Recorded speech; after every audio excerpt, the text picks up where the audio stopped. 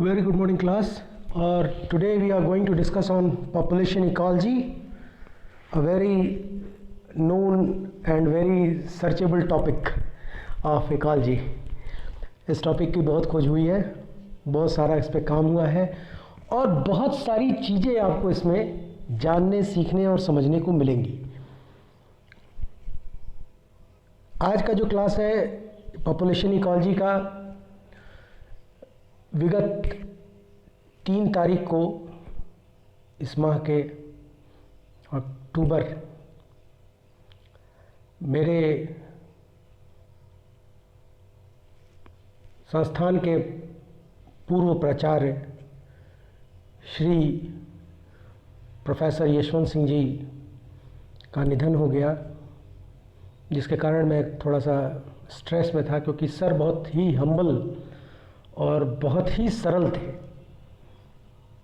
और मेरा ये वीडियो मैं सर के चरणों में समर्पित करता हूँ. एज एन स्टूडेंट हमेशा से मैं रहा, मैं टीचर भी हूँ तो भी मैं एक स्टूडेंट ही हूँ, और मेरा अपॉइंटमेंट उन्हीं के इंटरव्यू पैनल में वो थे और उन्हीं के आशीर्वाद से हुआ. इससे पहले तो मैं सर से कभी मिला नहीं था. जब संस्थान का इंटरव्यू हुआ तो उसमें सर थे, उनका आशीर्वाद मुझे मिला उस दिन. और उस दिन उनसे जो पहली मुलाकात, जो पहला उन्होंने क्वेश्चन पूछा था, तो उसमें उन्होंने यही कहा था कि मैं तो लॉ का छात्र रहा हूँ, डॉक्टर प्रकाश तुम ये बताओ कि क्या MC मेहता केस पढ़े हो. मैंने कहा जी सर. और यही एक छोटी सी मुलाकात. उसके बाद से सर से तो फिर मैं यहाँ अपॉइंट हुआ तो मुलाकातें हमेशा होती रहती थी, शिक्षक दिवस पे और हर मीटिंग में. और जिस तरह पहले दिन से वो मुझे बेटा कह के बोलते थे, और जो प्यार, स्नेह और गाइडेंस हमको अगर कहीं ज़रूरत पड़ती थी, तो आज भी अगर हमको गाइडेंस की कभी ज़रूरत पड़ती है, मुझे लगता है कि मुझे किसी प्रॉब्लम में हूँ मैं, तो मैं अपने गुरुजनों को याद करता हूँ, क्योंकि माता पिता और गुरु को छोड़कर थर्ड पर्सन जो है नेक्स्ट कोई नहीं है उनके.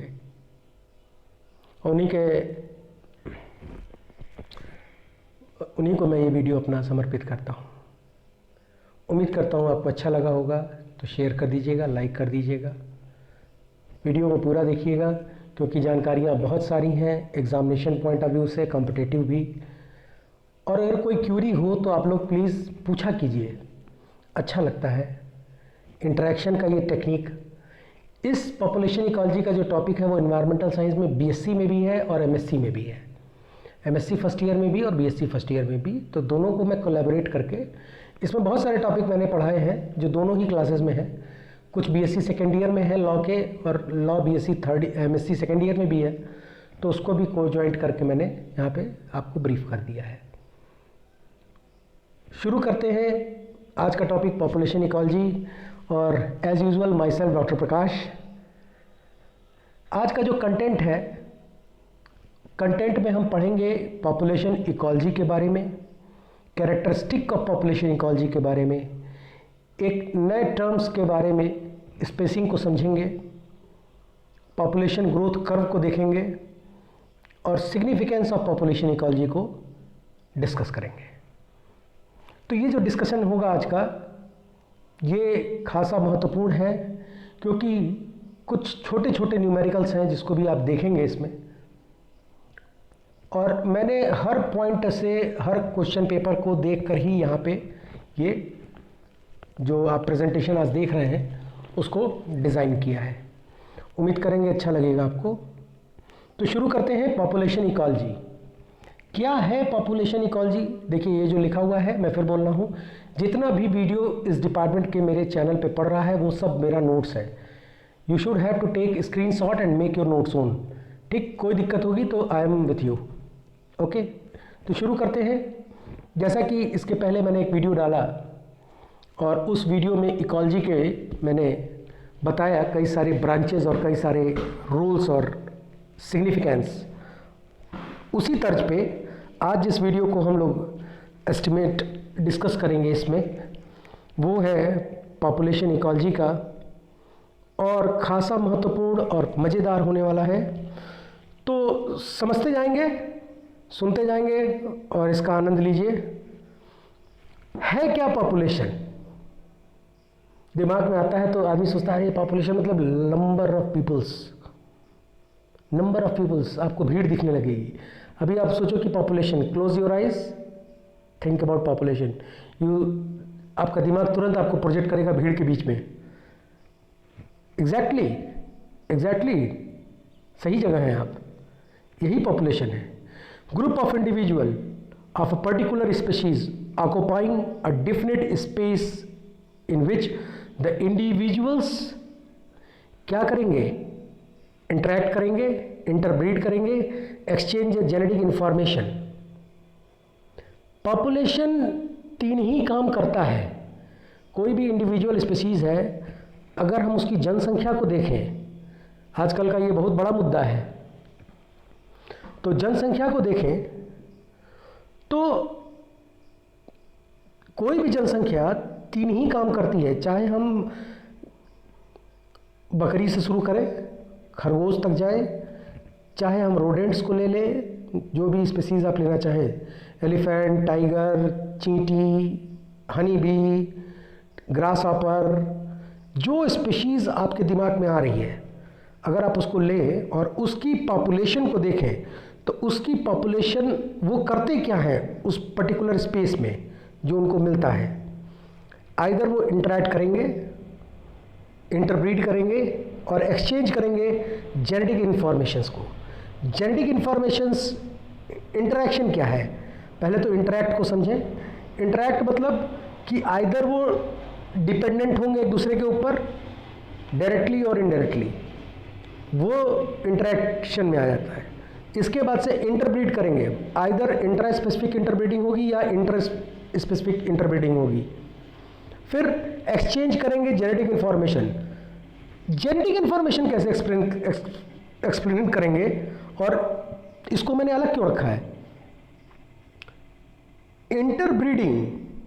इंटरब्रीडिंग के का मतलब है कि वो स्पेशीज आइदर वो पॉलिनेशन करने के थ्रू होगा, या जो है वो स्पेशीज बायोलॉजिकल प्रोसेस को ऑप्ट करेगा फॉर जेनेटिक इंफॉर्मेशन इंटरचेंज। क्योंकि हम धरती पर सिर्फ खाने और अपनी लाइफ साइकिल का जो प्रोसेस है उसको करने के लिए ही हमारा जो है जन्म हुआ है। लाइफ साइकिल के प्रोसेस को हमको सिस्टमैटिक जीने के लिए फाइनेंशियल सपोर्ट की ज़रूरत पड़ती है। That's why we are going to earn. इसीलिए हम बाहर निकलते हैं और पैसा कमाते हैं फॉर लग्जरीज लाइफ और for the facility which we want to be owned during our life process. हम अपने लाइफ प्रोसेस में जो भी फैसिलिटी देखते हैं, हमें एसी चाहिए, गर्मी लग रही है, we should have to use AC, we should have to purchase AC. कपड़े धुलने में प्रॉब्लम है, we should have to hire washing machine. If you want to drink cold water you should have to buy a fridge. Necessity elements को हम luxurious elements से इंटरमैंगल्ड कर कर survive करते हैं। अगर हम जनसंख्या को समझें, अगर हम किसी पॉपुलेशन की, किसी स्पीशीज़ के पॉपुलेशन, अब चाहे आप पॉपुलेशन इकोलॉजी में पार्थेनियम रख लीजिए, चाहे आप जो है इंसेक्टिवोरस प्लांट रख लीजिए, चाहे आप आंट रख लीजिए, चाहे ग्रास हॉपर रख लीजिए, चाहे कोई भी स्पीशीज़ अगर किसी डेफिनिट एक पर्टिकुलर एरिया या स्पेस में, स्पेस मतलब अंतरिक्ष की बात नहीं कर रहा हूँ मैं, स्पेस मतलब कि वो the aura occupied, the area occupied, the zone occupied, the horizon in which they exist, तो वो क्या करेंगे? आइदर दे इंटरैक्ट, इंटरब्रीड और एक्सचेंज द जेनेटिक इंफॉर्मेशन। इसी को हम पॉपुलेशन कहते हैं। पॉपुलेशन जैसे कि प्रीवियस जो वीडियो है अभी सब आई बटन में आ जाएगा आपके इकोलॉजी का, उसको ज़रूर देखिएगा। उसमें भी कई सारे इंटरलिंकिंग वीडियोस मैंने शेयर किए हैं, उसको ज़रूर आप आई बटन में रहेंगे, आप पढ़िएगा। पॉपुलेशन क्या है? अगर हम किसी कम्युनिटी को अंडरस्टैंड करना चाहें तो we should have to study population. Population is a unit of community through which energy flows and nutrients are cycled. Population वह कम्युनिटी की यूनिट है जिसमें ऊर्जा का प्रवाह होता है और न्यूट्रिएंट की साइकिलिंग होती है, चाहे वो ह्यूमन हो, चाहे ऑटोट्रॉफ हो, चाहे हेटेरोट्रॉफ्स हो, चाहे ऑटोट्रॉफ हो और चाहे हेटेरोट्रॉफ हो। ये एक सेल्फ रेगुलेटिंग सिस्टम है और ये सेल्फ रेगुलेटिंग सिस्टम रिस्पॉन्सिबल है, हेल्पफुल है इन स्टेबिलिटी ऑफ एन इकोसिस्टम।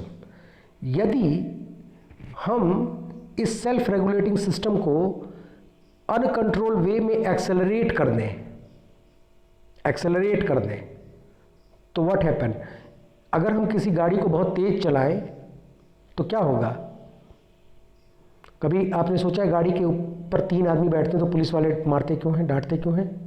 उसका कारण है कि जो गाड़ी की चेचिस होती है वो चेचिस डिज़ाइन होती है 3 जो व्यक्ति बैठे हैं उनके लिए नहीं, 2 व्यक्ति के लिए। और वो भी कब? जब वो हाईएस्ट स्पीड में हो और वो ब्रेक लें। अगर आप हाईएस्ट स्पीड में हैं और ब्रेक लेंगे तो गाड़ी कंट्रोल में नहीं होगी अगर 3 लोग हैं तो, और ये मेजर कॉज होता है एक्सीडेंट का। As per motor vehicle act इसमें पेनल्टी भी लगती है। तो आप समझ गए, 3 आदमी गाड़ी बैठते हैं तो पुलिस वाले मारते क्यों हैं? इसीलिए मारते हैं तुम्हारी जान बचाते हैं, पर हम अपने कैपिटल सी लिखवाने के मूड में रहते हैं क्योंकि दुर्घटनाओं पे किसी का नियंत्रण नहीं है। अब पॉपुलेशन को भी हम डिवाइड कर सकते हैं क्या? बिल्कुल कर सकते हैं। यही चीज सक्सेशन को इनिशिएट करता है। सक्सेशन में कंपटीशन की भावनाओं को जनरेट करता है। जैसे कि पॉपुलेशन में एक शब्द आता है इकोलॉजी में, डिम्स, DEMES, डिम्स मतलब लोकल। किसी भी इलाके के लोकल स्पीसीज को हम डिम्स कहते हैं। उनका अपना एक रोल है कम्युनिटी डेवलपमेंट में। वो माइग्रेशन या इन्वेजन को हैंडल करते हैं। तो इसीलिए इनका सिग्निफिकेंस इकोलॉजी में बढ़ जाता है। लोकल स्पीसीज जो होंगी एज पर द नियम जो इकोलॉजी का लगता है सक्सेशन के लिए, जो मैंने इकोलॉजी में बताया है कि स्ट्रक्चरल एंड फंक्शनल कंसेप्ट, उसको आप पढ़िएगा। तो उसमें क्या है, लोकल इन्वायरमेंट का रहने वाला स्पीसीज उस इन्वायरमेंट का एक्लेमेटाइज रहता है, पर वो अपने इन्वायरमेंट को मॉडिफाई करके अगले को प्रमोट कर सकता है कि वो वहाँ पे आके सर्वाइव कर ले। कंडीशन सीवियर हो जाती है क्योंकि कभी कभी सर्वाइबिलिटी जो है वो कंपटीशन का एक नया रूप लेने लगती है, और ऐसा भयावह रूप जिसमें कि एक स्पीसीज जो वहाँ का नेटेड था वो जो है वहाँ से उसको माइग्रेट करना पड़ता है और दूसरा स्पीसीज वहाँ पे अपनी प्रभुत्व को विकसित कर लेता है। तो अब पॉपुलेशन को, ये तो पॉपुलेशन की बात हो गई। अब पॉपुलेशन इकोलॉजी क्या हुई फिर? Branch of ecology which deals with the characteristic structure and regulation of population. Ecology की वह शाखा जो कि स्ट्रक्चर और फंक्शनल रेगुलेशन को गवर्न करती है, उसको हम पॉपुलेशन इकोलॉजी कहते हैं। और ये स्ट्रक्चरल और फंक्शनल जो स्ट्रक्चरल रेगुलेशन है, ये रेगुलेशन कहाँ होगा? पॉपुलेशन में होगा। पॉपुलेशन कैसा होगा? स्पीसीज का बंटवारा कैसे होगा? एरिया का बंटवारा कैसे होगा? ये सारा कुछ इसी इकोलॉजी के तहत पढ़ा जाता है। कैरेक्टरिस्टिक ऑफ पॉपुलेशन इकोलॉजी, कौन कौन से मेजर कैरेक्टरिस्टिक हैं? तो पॉपुलेशन इकोलॉजी के 6 महत्वपूर्ण पिलर हैं। पहला है पॉपुलेशन डेंसिटी, पॉपुलेशन की घनत्व। दूसरा है नेटैलिटी मतलब birth rate, mortality, death rate.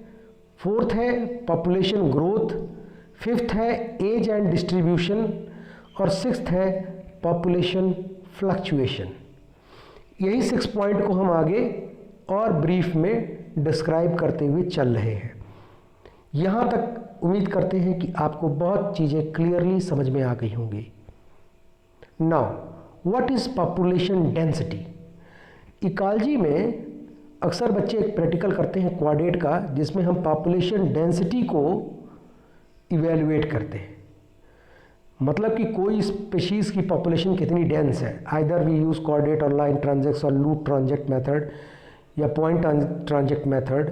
तो कोई भी मेथड का हम इस्तेमाल करें या रिलेटिव डेंसिटी को निकालें या फ्रीक्वेंसी को या IVI इंडेक्स बनाएं, उसमें जो पॉपुलेशन डेंसिटी है उसी की यहाँ पर बात हो रही है।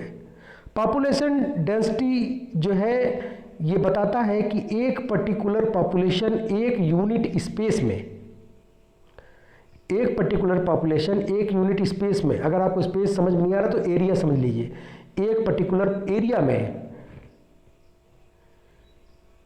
कितनी है वह पॉपुलेशन की डेंसिटी बताता है, घनत्व।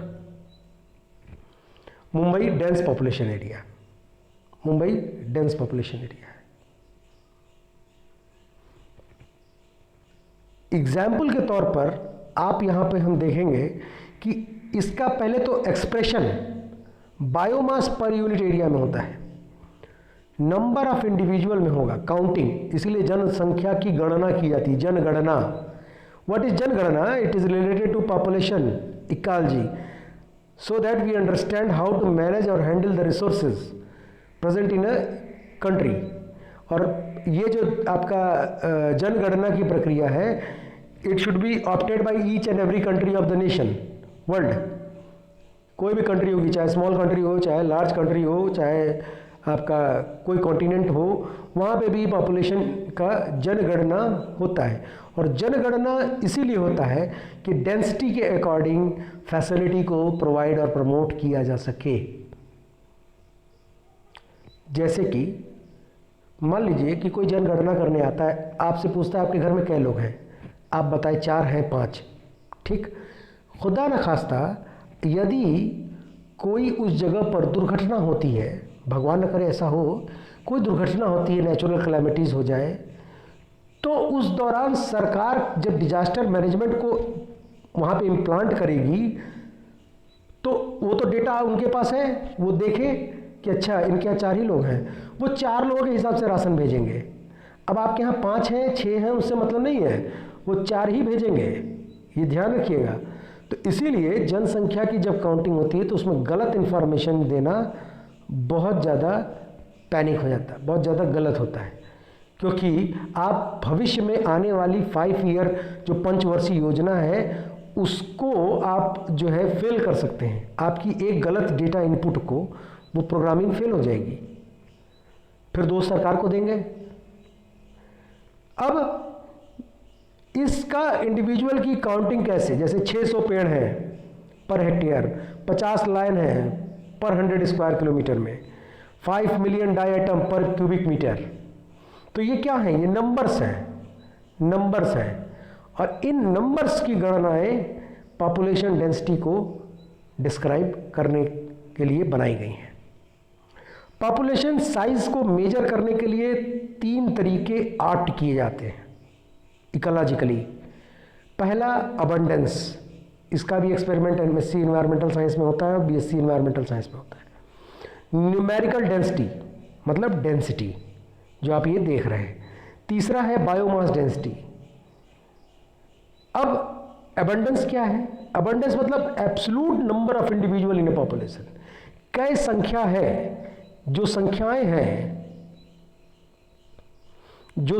हैं जैसे 600 ट्रीज, तो एब्सोल्यूट नंबर क्या है? 600 है। तो वो कैसे निकला? अबंडेंस से निकला। Numerical density number of individual पर यूनिट एरिया और वॉल्यूम में निकालेंगे तो वो न्यूमेरिकल डेंसिटी न्यूमेरिकली कैलकुलेट हुआ डेंसिटी, अबंडेंस के आधार पे ही डेंसिटी निकलेगी। बायोमास डेंसिटी अबंडेंस और न्यूमेरिकल डेंसिटी के आधार पे भी बायोमास को कैलकुलेट कर सकते हैं। It express in weight per unit area और वॉल्यूम। कैसे कहते हैं कि हरित प्रदेश है, ये सूखा प्रदेश है, ये वर्षा के द्वारा आच्छादित प्रदेश है, ये एरिया बहुत हरा भरा है, कैसे कहते हैं? यही कैलकुलेशन वहाँ पे ऑप्ट किया जाता है। जो भी इकोलॉजी की टीम वहाँ पे जाती है सर्वे करने, वो इसी पैटर्न को ऑप्ट करती है। अब पॉपुलेशन डेंसिटी का expression, how we can express the population density, तो दो तरीके समझाए गए हैं इकोलॉजी में। पहला है क्रूड पॉपुलेशन डेंसिटी, मतलब जब पॉपुलेशन की काउंटिंग हो रही है total area at a particular time. ये ध्यान रखिएगा, व्हाट इज क्रूड ये अक्सर क्वेश्चन में आता है, तो you should have to remember that the total area at particular time when the density is expressed with reference to total area per unit time is known as crude population density। ये हर exam में घुमा फिरा कर ये question आते हैं population ecology से, तो आप इसको संज्ञान में अपने रखिएगा। अगर आप नोट्स बना रहे हैं तो उसको यूज हाइलाइटर। और now what is ecological density? Ecological density क्या होगी? Density expressed with reference to the total area of habitat available to the species। ये टोटल है, ये टोटल, ये जो आप स्पेल देख रहे हैं, इट इज टोटल, TOTAL। तो एक इस हैबिटेट में कितने इंडिविजुअल हैं, एक घर में कई लोग हैं, वो इकोलॉजिकल डेंसिटी के अकॉर्डिंग उसका कैलकुलेशन किया जाता है, उसका रिप्रेजेंटेशन होता है। तो पॉपुलेशन डेंसिटी दो तरीके से एक्सप्रेस की जाती है, either it should be a crude population density और it is an ecological density. If it is a crude population density then it should be expressed with reference to a total area at a particular time. How? Let's see an example. अगर हम पूरे उत्तर प्रदेश में search कर रहे हैं कि कितने जगहों पर डेंस पॉपुलेशन है गौरैया की, स्पैरो, जैक स्पैरो नहीं, स्पैरो की, तो हमको एक ही समय में कई एरिया को लोकेट करना होगा और लोकेट करके उस पर्टिकुलर टाइम रेफरेंस में हमको उसकी काउंटिंग करनी होगी। तो हम बताएंगे कि भाई एक पर्टिकुलर टाइम पर, एक महीने के जो सैम्पलिंग स्लॉट है उस टाइम पर इस टोटल एरिया में 1 लाख गौरैया पाई जाती हैं। अब इसी चीज़ को अगर हमको इकोलॉजिकल डेंसिटी में करना होगा तो हमको और उसके अंदर जाना पड़ेगा कि एक पर्टिकुलर स्पीसीज के लिए एक पर्टिकुलर एरिया में 50 हैबिटेट, 70 हैबिटेट, 100 हैबिटेट अवेलेबल है। मतलब availability of habitat is calculated through ecological density. It means ecological density facilitates the scientist how to calculate the habitat available to the species in form of area or a unit volume. Similarly, now how can we calculate population density numerically? भाई इसको तो numerically भी calculate करना होगा ना हम लोग को। Okay, now how will we calculate? See, it is very simple, this equation. What this equation tells? D is equal to small n upon A whole upon T. What is D? D is population density. Population density is denoted by D. N is the number of individual.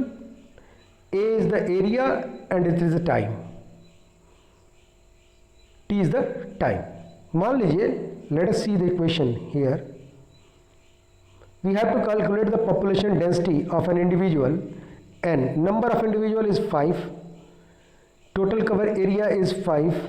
I am taking just a random numbers, and time is of 2 hour sampling or 5 hour sampling, whatsoever you want to take. Now, when we equate this equation, the value you get is exactly the population density of a particular area sampled. Remember this, of a particular area sampled. Afterward, now what are the ecological factor affect the population density? अब भाई कोई तो ecological factor होगा जो population density पे impact डालेगा. What are they? कौन कौन से हैं? तो यहाँ पर मैंने बहुत सारी किताबों को पढ़ा और पढ़ने के बाद से बहुत ही सेलेक्टेड मैटर को रखा. What are they? Geographical factors. whether the geographical condition is favorable or not for the species. If not, species doesn't exist. दूसरा natality. natality मतलब birth rate. birth rate, if the birth rate is increasing means the population ecology is increasing. population is increasing means condition is favorable. भाई condition उसके favourable होगा तभी तो birth rate बढ़ेगा. फिर mortality, death rate. Death rate अगर increase कर रहा है, डेथ रेट इंक्रीज करेगा तो क्या होगा? मतलब कि वो कंडीशन उसके फेवरेबल में नहीं है, फेवरेबल में नहीं है, तो स्पीशीज वहाँ क्यों पाई जाएंगी? वहाँ पॉपुलेशन डेंसिटी, जहाँ पे डेथ रेट इंक्रीज करेगा पॉपुलेशन डेंसिटी डिक्लाइन कर जाएगी. जहाँ पे बर्थ रेट इंक्रीज करेगा पॉपुलेशन डेंसिटी जो है हाई करेगी. और जहाँ पर ज्योग्राफिकल फैक्टर फेवरेबल होगा, मतलब कि सक्सेशन का वो पायदान जो कि स्पेसीज के इवोल्यूशन के लिए फेवरेबल है, तो वहाँ पे क्या होगा? वहाँ पे यही होगा ना कि भाई वो स्पेसीज फुलफिली ग्रोथ करेगी. अब बात आती है immigration and emigration. Immigration and emigration and socio economic condition. Species का आना, स्पेसीज का जाना पार्ट ऑफ सक्सेशन है. कुछ स्पीसीज साइबेरियन बर्ड्स की माइग्रेट करते हुए चलती हैं, कुछ स्पीसीज वहीं पर जाकर सर्वाइव कर जाती हैं, हैचिंग के लिए अपने नेस्ट को इस्तेमाल करती हैं, वेटलैंड्स को इस्तेमाल करती हैं. फिर स्पीसीज का एग्जिस्टेंस वहाँ के सोशियो इकोनॉमिकल कंडीशन पे लगता है. इन केस ऑफ ह्यूमन बीइंग, भाई मुंबई में अगर आप जो है कोई स्पीसीज है तो उसकी इकोनॉमिकल कंडीशन अच्छी होगी क्योंकि वहाँ पे वेजेस अच्छे हैं. अगर दिल्ली में है उसकी इकोनॉमिकल कंडीशन अलग होगी, उत्तर प्रदेश में है तो उसकी इकोनॉमिकल कंडीशन अलग होगी. इकोनॉमिकल कंडीशन और the salary paid is depend also upon the social condition. Social condition, social factor is also involve. सामाजिक फैक्टर्स जो है वो भी इन्वॉल्व होते हैं. जैसे मान लीजिए कोई इलाका बहुत ज़्यादा विकसित है, तो इसका मतलब जैसे आप दिल्ली के पास नोएडा गुड़गांव चले जाइए, आप कंफ्यूज हो जाएंगे कि आप इंडिया में ही हैं. क्यों है ऐसा? वो विकसित है, वो विकसित है, इकोनॉमिकली फाइनेंशियली स्ट्रांग है. That's why they are several malls, several offices of the all over world country were willing to invest in India. Why? Because wealthy environment है, उसका फैसिलिटी है. तो सोशियो इकोनॉमिकल कंडीशन भी यहाँ पे importance रखती है. इन केस ऑफ ह्यूमन माइग्रेशन ये बहुत ज़्यादा इंपॉर्टेंट रखती है. इमाइग्रेशन और आइमाइग्रेशन मतलब तो समझ ही रहे होंगे आप. स्पीसीज का आना, स्पीसीज का वहाँ से माइग्रेट करना with all the factors supporting including environment and climate और ecological as a part of succession. जैसे सक्सेशन में है, स्पीसीज आ रहा है, माइग्रेट कर रहा है, अगर फेवरेबल कंडीशन है तो सर्वाइव करेगा, नहीं तो माइग्रेट कर जाएगा. अनफेवरेबल होते ही यही चीज़ है, यही चीज़ हो रही है. तो यही है आपका इमिग्रेशन, आइमिग्रेशन. अरे भाई आप एयरपोर्ट पे भी देखोगे इमिग्रेशन, आइमिग्रेशन लिखा रहता है. सिंपल है.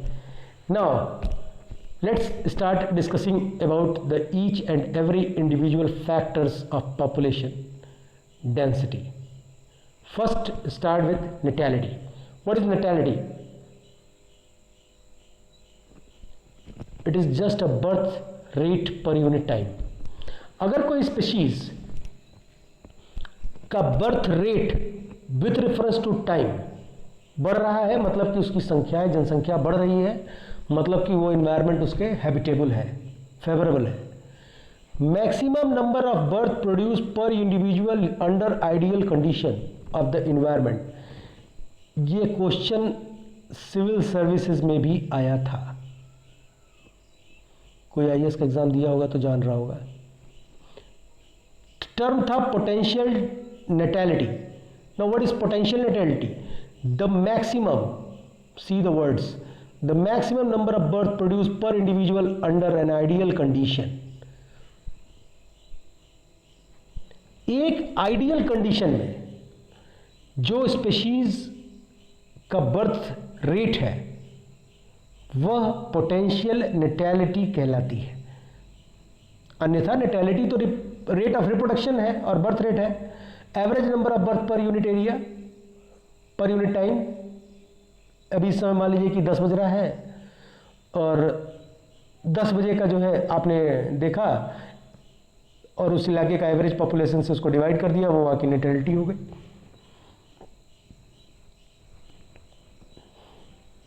नेटेलिटी को कई नामों से भी जाना जाता है, कई नामों से भी जाना जाता है और इस पे एक बहुत अच्छा कहानी है। एक बार मैं एग्ज़ाम ड्यूटी पे था और जो है मुझे बोला गया कि बच्चे लोग कह रहे हैं कि ये चीज़ें पढ़ाई नहीं गई हैं, और उसमें कुछ नहीं था, उसमें शब्द बदल दिए थे। उसने पूछा बायोटिक पोटेंशियल बताओ। अब बायोटिक पोटेंशियल मतलब ये लोग सोच रहे थे कि बायोटिक कंपोनेंट होगा उसका पोटेंशियल होगा। Nothing, it is asking about the natality. आप यहाँ पे देख रहे होंगे, आप यहाँ पे देख रहे होंगे कि यहाँ पर बहुत सारे शब्द लिखे हैं, reproductivity, biotic potential, absolute natality, maximum natality. मतलब जब इतनी बातें हैं ये नेटेलिटी के लिए ही हैं। और पॉपुलेशन डेंसिटी और इन्वायरमेंटल फैक्टर पे नेटेलिटी टोटली डिपेंड होती है। भाई बर्थ रेट तभी इंक्रीज करेगा ना जब पॉपुलेशन आपका डेंसिटी अच्छी होगी और इन्वायरमेंटल फैक्टर उसके फेवरेबल में होगा आपके। अगर इन्वायरमेंटल कंडीशन फेवरेबल में नहीं है तो पॉपुलेशन ग्रोथ नहीं होगी, पॉपुलेशन इकोलॉजी ग्रोथ नहीं करेगी। Low population density is directly proportional to the natality. ये कुछ पॉइंट्स मैंने ऐसे ऐसे लिख रखे हैं, ये पॉइंट्स आपके लिए हैं ताकि आप याद इसको रखें। जैसे ये वाला पॉइंट है, low population density is directly proportional to the natality. फिर सेकेंड पॉइंट है कि unusual high population density is inversely proportional to natality. और थर्ड पॉइंट आप देख रहे हैं कि if an ideal ecology, watch there, ideal ecology and genetic condition prevail then the natality is absolute. इन तीनों पॉइंट्स को आप नोट कर लीजिएगा, एग्जामिनेशन पॉइंट ऑफ व्यू से भी बहुत इंपॉर्टेंट है और मैं इसको एक्सप्लेन कर रहा हूँ। ये वीडियो थोड़ा लंबा होगा पर देखने में इसको अच्छा लगेगा। जनसंख्या कहीं पे पॉपुलेशन डेंसिटी अगर लो है, लो पॉपुलेशन डेंसिटी है, वह डायरेक्टली प्रोपोर्शनल होगी नेटेलिटी के।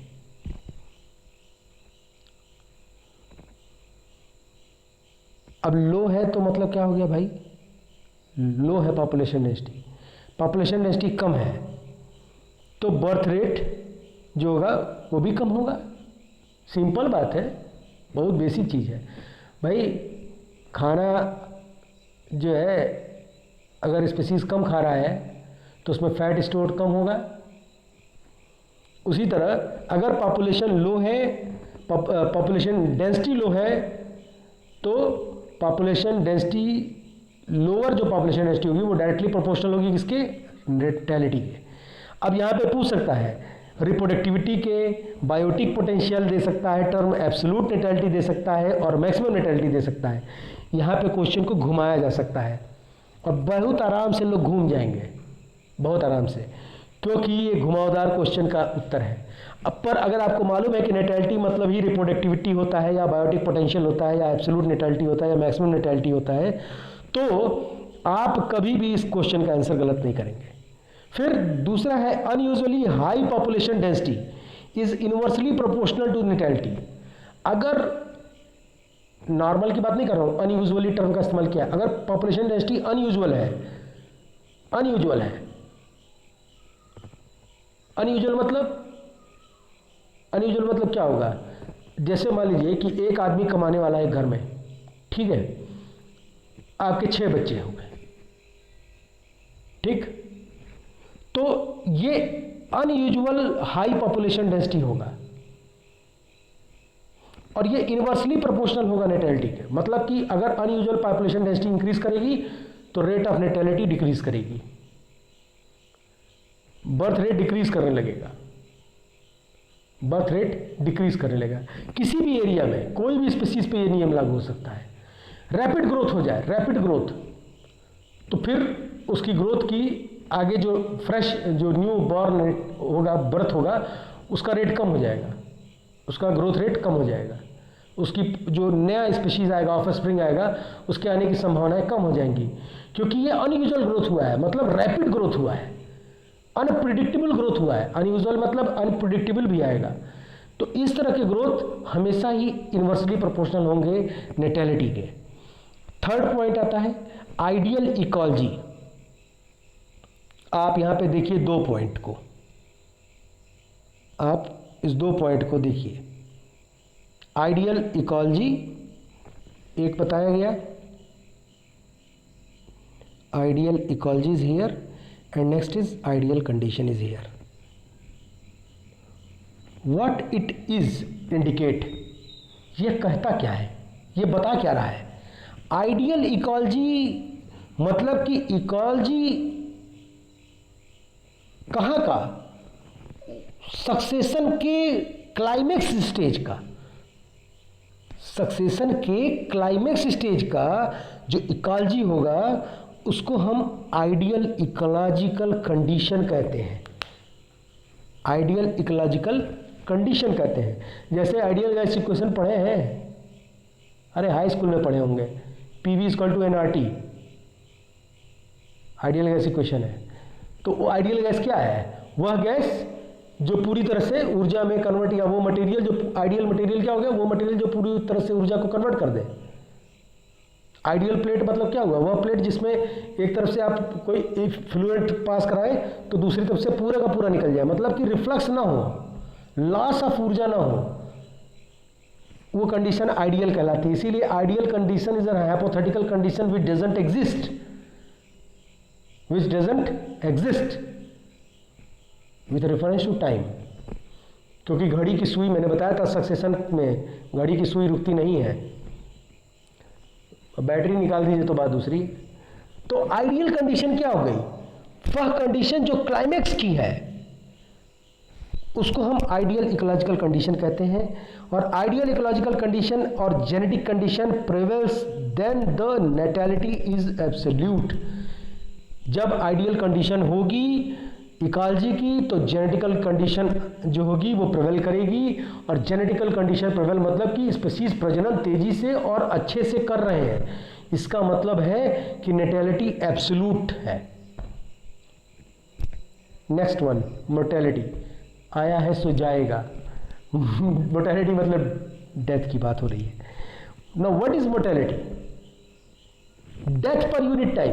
Natality birth per unit time, mortality death per unit time. कैसे कैलकुलेट किया गया? Death upon time, number of death upon time. Mortality कैसे कैलकुलेट किया गया? Number of birth upon average population.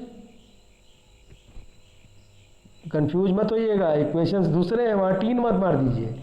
अब मोर्टेलिटी को एक्सप्रेस कैसे करें?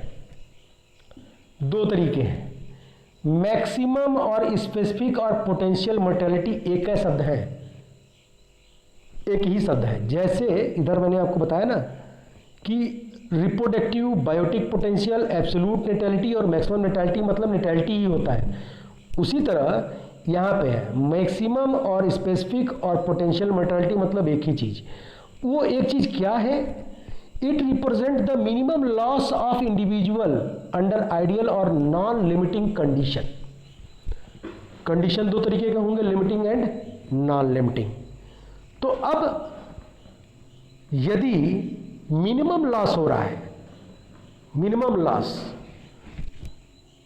तो वह कंडीशन क्या होगी इन केस ऑफ आइडियल और नॉन लिमिटिंग कंडीशन में, उसको हम कहेंगे मिनिमम मोर्टेलिटी या स्पेसिफिक मोर्टेलिटी या पोटेंशियल मोर्टेलिटी। भाई देखिए, डेथ तो होनी ही है, यहीं से एक शब्द आया था मॉर्टल, मॉर्टल और इमॉर्टल, ग्रामर का है, new light in journal English. तो वहीं से मोर्टेलिटी है। हम तो भाई शरीर नश्वर है, पेड़ पौधा नश्वर है, ये सब नष्ट हो जाने हैं, ये धरती नष्ट हो जानी है, ये सोलर सिस्टम नष्ट हो जाना है, ये इस आकाशगंगा को कोलैप्स हो जाना है।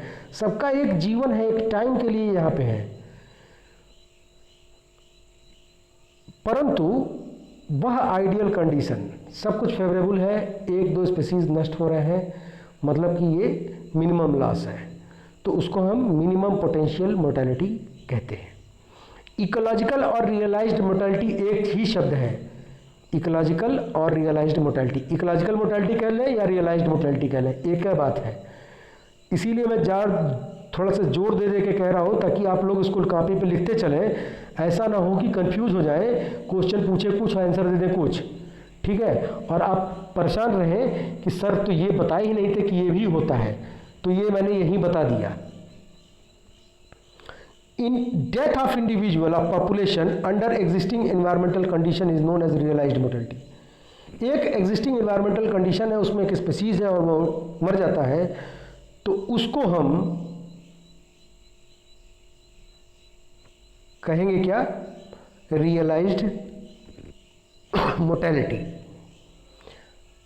अब मोर्टेलिटी कैसे इम्पैक्ट में अफेक्ट होगी, जैसे कि आप देखे हैं पॉपुलेशन डेंसिटी को भी कुछ फैक्टर इफेक्ट कर रहे हैं, तो मोर्टेलिटी को भी कुछ फैक्टर इफेक्ट कर रहे होंगे, नेटेलिटी को भी कुछ फैक्टर इफेक्ट कर रहे होंगे। तो नेटेलिटी को इफेक्ट करने वाले फैक्टर आप देखिए, सीधे लिखा है, it depend upon population density and environmental factors.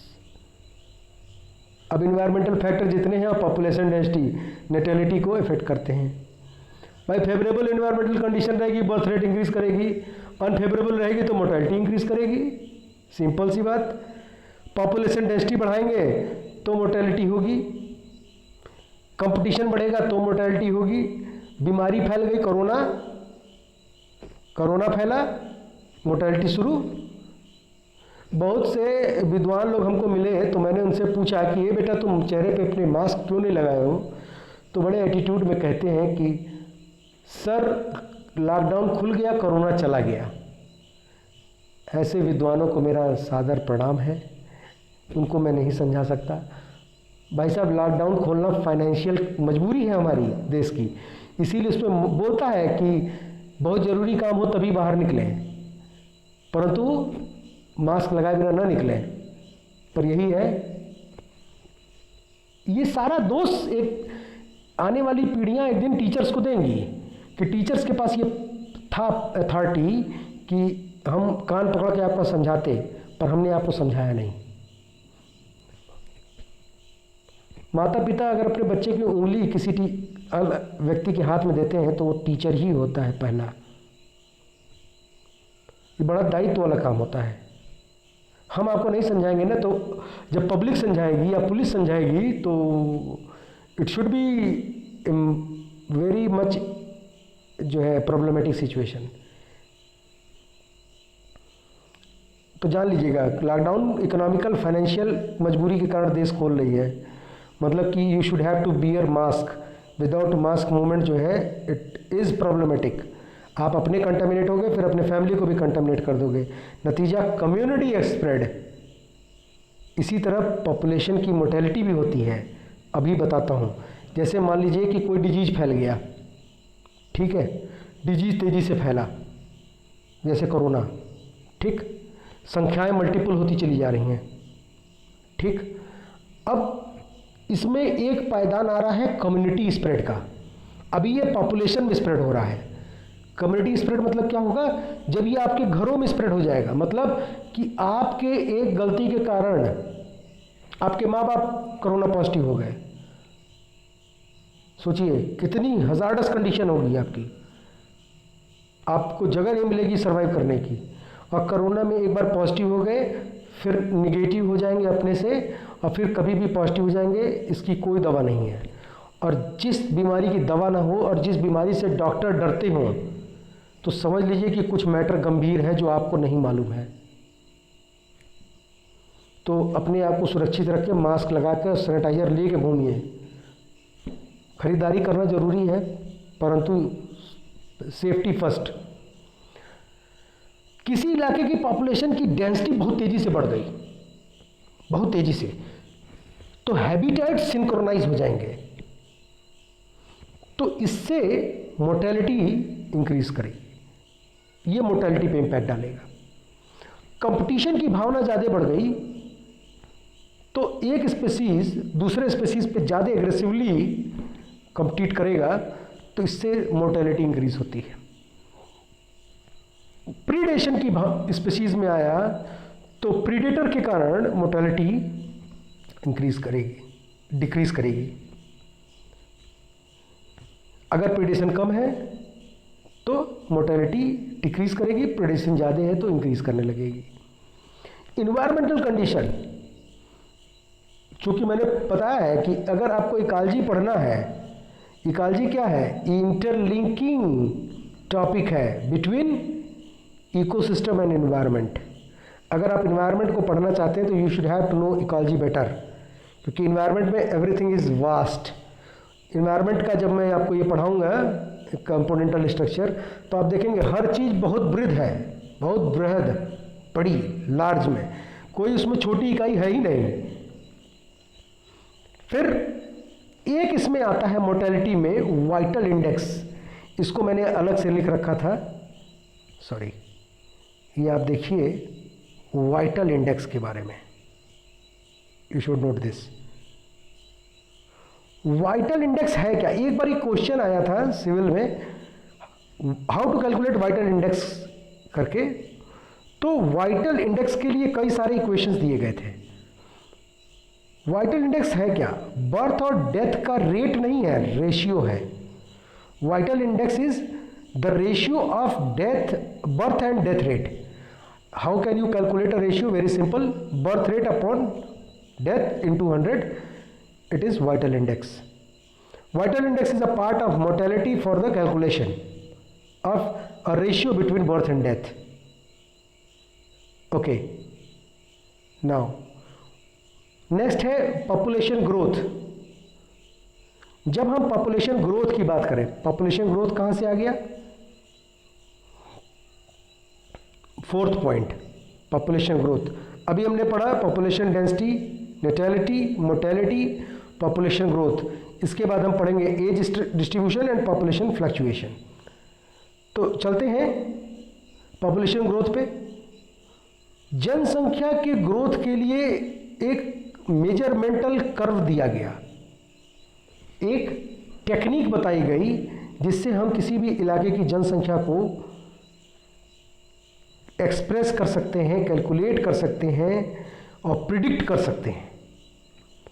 तो उसमें 4 फेजेस का जिक्र हुआ। पहला फेज है लैग फेज, मतलब slow rate of increasing, slow rate मतलब पॉपुलेशन अभी बस शुरू हुई है ग्रो करना, it is lag phase. Phase 2 क्या है? When population start rapidly growing, जिसमें कि मल्टीप्लिकेशन होता है। और फेज ऑफ एक्सेलरेटिंग, मतलब जनसंख्या, अब आपने एक्सेलरेटर, पहले तो आपने कार लिया, कार को चाबी लगाकर अगर आप ब्रेक छोड़ देंगे ना तो वो धीरे धीरे रेंगने लगेगी, तो रेंगना जो होता है वो लैग फेज होता है, ठीक है। अब इससे सरल तो आपको नहीं होगा, तो ये लैग फेज हुआ, ठीक। पहले एक स्पीसीज तैयार हुई, फिर उसके बाद से वो स्पीसीज डबल होगी, फिर उसका डबल होगी, फिर उसका डबल होगी, तो ऐसे ग्रोथ होता है। तो अब फेज ऑफ एक्सेलरेटिंग, अब वो धीरे धीरे एक्सेलरेट कर रहा है फेज में, तो सेकेंड फेज होगा। फेज ऑफ एक्सेलरेटिंग क्वेश्चन में आ सकता है, तो ध्यान रखिएगा। लैग फेज पहला फेज होता है, एक्सेलरेटिंग फेज दूसरा फेज होता है, और तीसरा फेज होता है ग्रोथ का, जिसमें पॉपुलेशन एक्सट्रीमली रैपिड ग्रोथ करती है। अब ये कोरोना का जो ये फेज बता रहे हैं ना, ये देख लीजिए, यही है। अभी आज अब मीडिया में जो बोल रहे हैं, पहला फेज शुरू हुआ, दूसरा फेज शुरू हुआ, तीसरा फेज शुरू हुआ, तो ये यही है। इसीलिए एनवायरमेंटल साइंस में कुछ सब्जेक्ट बचेगा नहीं, कोई टॉपिक ऐसा नहीं बचेगा जिसको आप ना पढ़ें, और कोई ऐसा स्टेटमेंट नहीं है जिसको आप क्लैरिफाई ना कर सकता हो। अगर आप एनवायरमेंट पढ़ें तो विचार बदल जाते हैं, नज़रिया बदल जाता है इसको देखने का, एनवायरमेंट को। अब जो ये कोरोना का फेज बता रहे ना डॉक्टर, फेज 1 शुरू हुआ था, फिर फेज 2 शुरू हुआ था, फिर फेज 3 शुरू हुआ था, फिर फेज 4 शुरू हो रहा है। अब वही कम्युनिटी स्प्रेड की बात हो रही है, कम्युनिटी स्प्रेड की बात हो रही है, और ये फेज 3 और 4 के बीच का पैटर्न होगा। इसमें क्या होता है, फेज 3 को समझिए। एक्सट्रीमली पॉपुलेशन रैपिडली ग्रोथ करती है, या वो एक्सपोनेंशियली ग्रोथ करेगी या लॉगरिथमिक ग्रोथ करेगी। आइदर वो एक्सपोनेंशियली ग्रोथ करेगी या लॉगरिथमिक ग्रोथ करेगी। यह इकलौता ऐसा फेज होता है, phase 3। This is the only phase where the population growth is maximum. Note it down, लिख लीजिए इसको, आप अपने दिमाग में बैठा लीजिएगा। Maximum growth of population, population growth के कर्व में किस फेज में होता है? थर्ड फेज में होता है। इंक्रीज इन पॉपुलेशन, देखिए जियोमेट्रिक फैशन, मतलब 2 का 4, 4 का 8, 8 का 16, 16 का 32, 32 का 64 and so on and so forth to the n. इसी तरह कोरोना के मरीज मिल रहे हैं, पहले 2 मिले, फिर 4 मिले, फिर 8 मिले, फिर 16 मिले, फिर 32 मिले, फिर 64 मिले, और and so on so fourth. और ये बढ़ते ही चले जाएंगे जैसे जैसे ठंडी शुरू हो रही है। तो इससे पहले कि ठंड शुरू हो, आपके लिए सबसे सुरक्षित ये है कि अपने सारे सामान को इकट्ठा करके घर में बैठ जाइए, और जो ऑनलाइन क्लासेस चल रहे हैं इसका आनंद उठाइए। घर पे बैठ के पढ़िएगा, इट इज़ क्वाइट सेफ। नहीं तो आप अपने कंटामिनेट होंगे, और आपके कंटामिनेशन से वो कम्युनिटी स्प्रेड होगा, तो आप जो है अपने मम्मी पापा को भी कंटामिनेट कर देंगे, और उनकी भी जान के लाले पड़ जाएंगे। और कोरोना का जो इलाज का खर्चा है ना, वो अच्छे अच्छे घरों का बजट तोड़ देता है। तो ध्यान रखिएगा इसको, पैसा ही नहीं बचेगा खाने के लिए। ये खतरनाक क्यों है? थर्ड फेज को खतरनाक क्यों माना जाता है? क्योंकि अगर कोई चीज़ अर्थमेटिकली ग्रो कर रही है, मतलब 2, 4, 6, 8, 10, 12, 14, 16, it is easy to handle it, but if the growth is in geometric fashion, accelerating, सवाल याद हो सकता है, एक्सेलरेटिंग ग्रोथ किस फैशन में होगा? It should be in geometric. किस फेज में होगा? थर्ड फेज में होगा। फिर आइए फोर्थ फेज की बात करें। फोर्थ फेज लॉगरिथमिक फेज होता है, जिस फेज में डी एक्सेलरेटिंग और मल्टीप्लिकेशन प्रक्रिया चलती है, और इसका जो फाइनल स्टेज होता है उसको इक्विलिब्रियम और स्टेशनरी फेज कहते हैं। डी एक्सेलरेटिंग मतलब कि एक बार तो ग्रोथ कर गया, थोड़ा सा रुका, फिर तेजी से ग्रोथ कर गया, और फिर कांस्टेंट हो गया, फिर कांस्टेंट हो गया, और फिर धीरे धीरे वो डिक्लाइन करना शुरू करेगा। देयर इज, लास्ट लाइन को बहुत गौर से समझिएगा, there is no net change in population since the birth rate is more और less balance by the death rate. In case of stationary phase यह नियम लगता है। पॉपुलेशन में कोई चेंज नहीं होगा जब तक कि बर्थ रेट और डेथ रेट इम्बैलेंस ना हो जाए। इसीलिए सरकारें डर रही हैं सब कुछ ओपन करने के कारण, कहीं उनको ये समस्या देखने को ना मिले। भाई सभी लोग कोरोना पॉजिटिव हो गए, तो उसका तो कोरोना में तो जो वायरस उसने लिया उसमें तो कौन कौन सा इन्फ्लुएंजा और कैंसर और एड्स और दुनियादारी की बीमारियों को डाल रखा है। तो अब आप सब कैरी करोगे, including your plenary lungs. Lung infection तेजी से बढ़ेंगे। लंग्स में पानी भरना मतलब कि सिर्फ आपको जो है हार्ट अटैक होना।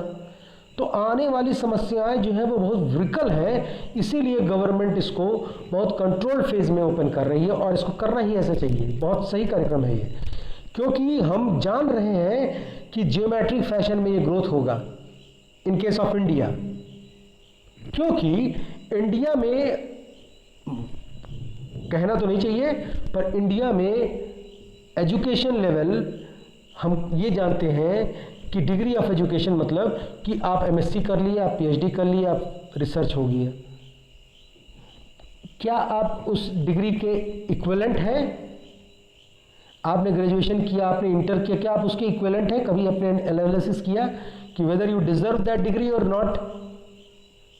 अगर आप सड़क पर जा रहे हैं और पान खा के आप रोड पे थूक रहे हैं, तो आप अगर पीएचडी भी किए हो ना, तो आप उस डिग्री के इक्विवेलेंट नहीं हैं। इसीलिए ये जियोमेट्रिक फैशन में इंडिया में कोरोना ग्रोथ कर रहा है। यहाँ पे सारा कहानी बताने का मतलब यही था कि हमको जियोमेट्रिक फैशन को समझना होगा। और अक्सर ये सवाल पॉपुलेशन इकोलॉजी से हर पेपर में, गेट वेट में भी आता है।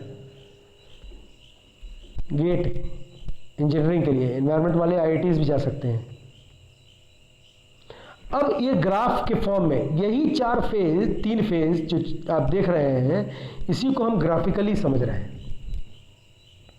ग्राफिकली देखिए, ये मेरी ड्राइंग है तो इसमें अगर मैं मेढक भी बनाऊं तो लगता है स्नेक है।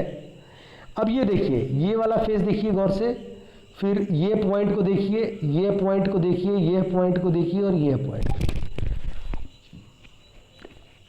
Lag phase, afterward accelerating phase, logarithmic, फिर डी एक्सेलरेटिंग, फिर इक्विलिब्रियम फेज, और फिर उसके बाद से अगर हम इसको और आगे ले चले तो it is like that. Okay, simple. ये ग्राफ रिप्रेजेंट करता है number of individual of population with reference to the time in context to population growth. माने हम पॉपुलेशन ग्रोथ को इस तरह से देख रहे हैं। इसके बाद इस पॉपुलेशन ग्रोथ के लिए दो बातें कही गई। आइदर पॉपुलेशन ग्रोथ जो है वो एक्सपोनेंशियल होगा और लॉजिस्टिक होगा।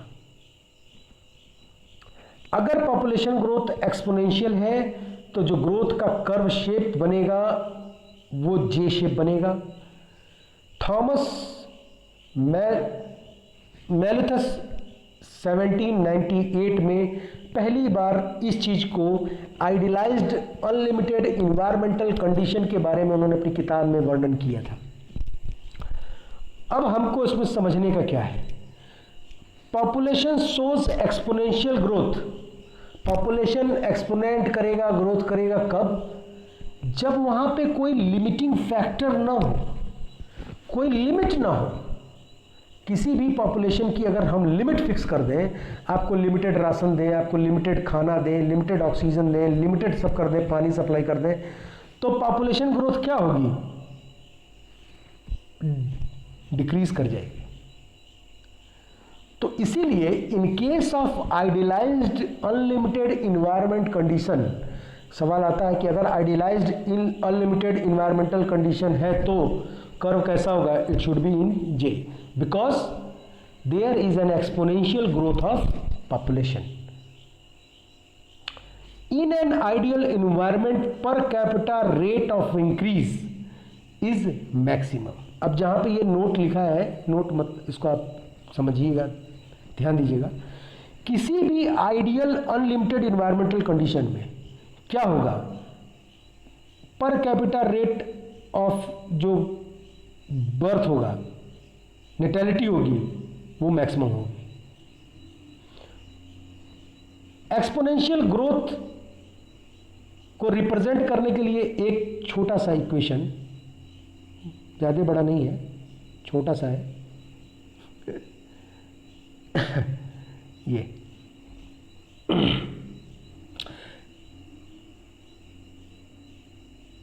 इस इक्वेशन को आप देखिए, ये इसमें इसको आप ऐसे देखिए, it is dn upon dt, dn by dt, the d है ये, it is not in capital, it is small. तो dn by dt is equal to r into n, r into n, और हम इसको लिख सकते हैं dn by dt into 1 upon n is equal to r। दो तरीके हैं, n है यहाँ पे पॉपुलेशन की साइज, r है यहाँ पे जो है instantaneous rate of increase of population के बारे में कहा गया है, rate of increase of population, और n क्या है, पॉपुलेशन साइज है। t क्या है, टाइम है, t है टाइम। इस इक्वेशन में, इस इक्वेशन को कई जगह पे ऐसे भी लिखा गया है, delta n is equal to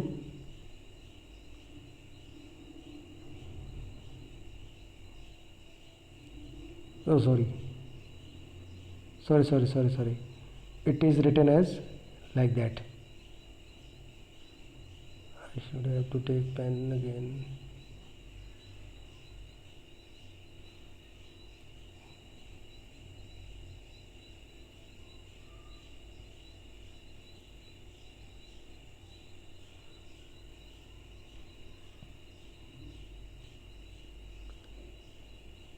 अब इसमें आप देखिए, यहाँ पर dn upon dt into 1 upon n equal to r की वैल्यू रखी गई है।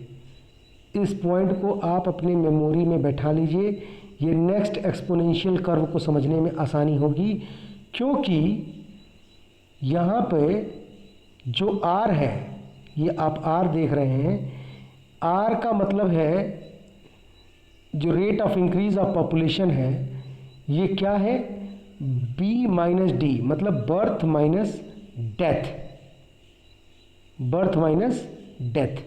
तो नोट करने का बात क्या है कि इन अ क्लोज्ड पॉपुलेशन, अगर पॉपुलेशन क्लोज्ड है, क्लोज्ड एरिया, तो dn upon dt is equal to b minus d n, where अब ये b माइनस डी कहाँ से आ गया, r से आया। r की वैल्यू, r मतलब रेट ऑफ इंक्रीज, तो rate of increase of population कैसे पता चलेगा आपको, बर्थ रेट को माइनस करेंगे डेथ से, तभी तो पता चलेगा। भाई कितना लोग पैदा हुए, कितना मर गए, घटा दीजिए तो रेट ऑफ इंक्रीज पता चल जाएगा। इसीलिए rate of increase of population को r से डिनोट करके यहाँ इक्वेशन को में रखा गया है ये वैल्यू। इसके बाद दो और चीज़ों को मैंने इसमें एक्सप्लेन किया है, ये आप देखिए,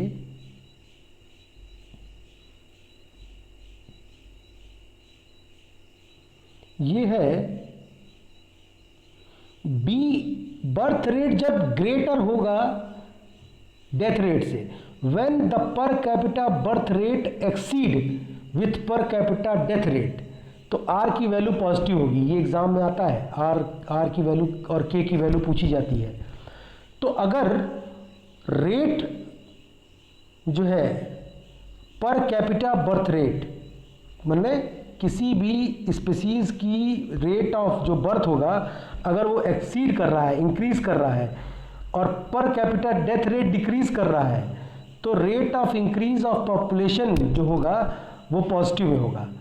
और यही चीज़ को उलट दीजिए, अगर डेथ रेट इंक्रीज कर रही है और बर्थ रेट जो है डिक्रीज कर रही है, तो क्या होगा, आर की वैल्यू नेगेटिव होगी, आर की वैल्यू नेगेटिव होगी। जाहिर सी बात है, rate of increase of population, अरे भाई कम में से ज़्यादा को घटाएंगे तो कुछ तो वैल्यू नेगेटिव में आएगी ना, ज़्यादा में से कम को घटाएंगे तो वैल्यू पॉजिटिव आएगी। वही चीज़ है यहाँ पे, एक्सपोनेंशियली रखा है वैल्यू। अब ये शेप कर्व आप देखिए, इसमें एक चीज़ आप लोग ध्यान रखिएगा बेटा कि ये जो डी है it is small d, it is d n. Okay, I am extremely sorry for that. ये टाइपिंग से होता है, जैसे आप एंटर मारोगे या स्पेस दोगे ओपन ए स्पेस में तो पावर पॉइंट इसको कैपिटल ले लेता है,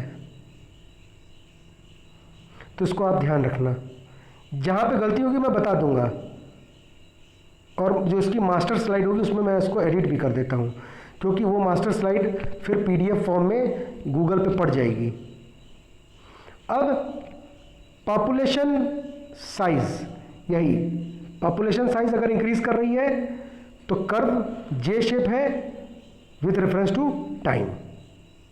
ये बता रहा है कि ग्रोथ एक्सपोनेंशियल है।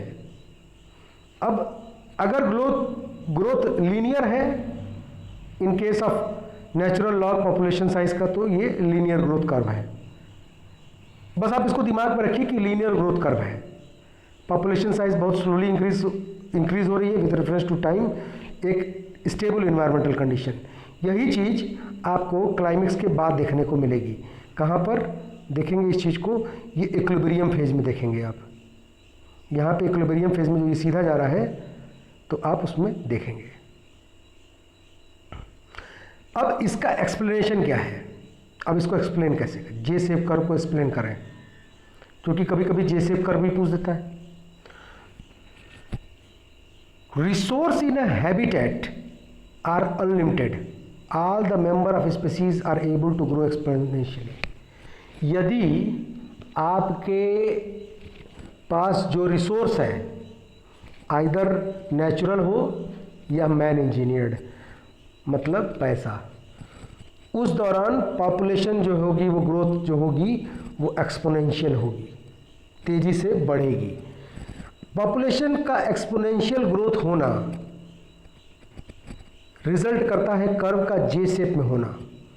जब पॉपुलेशन की साइज को विथ रेफरेंस टू टाइम हम ग्राफ को प्लॉट करते हैं, मतलब अगर समय और पॉपुलेशन को अगर हम प्लॉट करें और इन्वायरमेंट को हम उसके अनलिमिटेड कर दें तो क्या होगा? कर्व जे शेप में होगा। जैसे मान लीजिए कि आपके मोबाइल में अचानक से कहीं से एक मैसेज आए कि you are eligible to access unlimited data of 4G for 30 days. तो उस दौरान क्या होगा? आप इंटरनेट का 24 घंटा प्रयोग कर लोगे, तो वो क्या करेंगे? वो जो कर्व बनेगा वो एक्सपोनेंशियल ग्रोथ करेगा, वो जे शेप। इन्वायरमेंट कैसा है? अनलिमिटेड इन्वायरमेंट, अनलिमिटेड एक्सेस है। ठीक है। अब जो पढ़ने वाला होगा वो बहुत सारी किताबें डाउनलोड कर लेगा, और जो बदमाश होगा वो गाना डाउनलोड करके देखेगा। अब जो ये पॉपुलेशन का एक्सपोनेंशियल है, इसके लिए प्रिंसिपली दो कंपास चीज़ें सामने आई। पहली चीज़ जो सामने आई वो बताती है कि एक्सपोनेंशियल ग्रोथ रेट एक्सप्रेस करता है पॉपुलेशन का इंक्रीज होना ऑन अ पर इंडिविजुअल बेसिस। इंडिविजुअल के आधार पर पॉपुलेशन इंक्रीज करता है,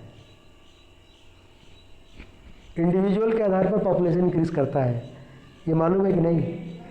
अगर इस सवाल का आंसर आपके पास है, अगर ये सवाल का आंसर आपके पास है तो आप इसके पहले के वीडियोस को देखे होंगे और आप इकालजी को इंटरमीडिएट में, चाहे वो एमपी कौशिक में पढ़े हो या आप किसी भी एबीसी ऑफ बॉटनी पढ़े हो, उसमें भी ये चीज़ दिया है। अगर सारी स्पेसीज फीमेल है तो पॉपुलेशन एक्सपेंशन नहीं होगा, अगर सारे स्पेसीज मेल है तो पॉपुलेशन एक्सपेंशन नहीं होगा। Exceptions are everywhere, exceptions are everywhere. In case of octopus, वो अपने में ही जो है ऑर्गेनिज्म को चेंज कर सकता है। इन केस ऑफ जो है एक मेढक पाया जाता है, उसको कहते हैं सूरीनाम टोड, तो वह मेढक की प्रजाति अपने में ही प्रजनन कर सकती है, ये क्षमता होती है उसमें। या रीजनरेशन की क्षमता डेवलप हो जाए, जैसे छिपकलियों में होती है। तो इस तरह का प्रोसीजर में ये एक्सेप्शन केस आते हैं।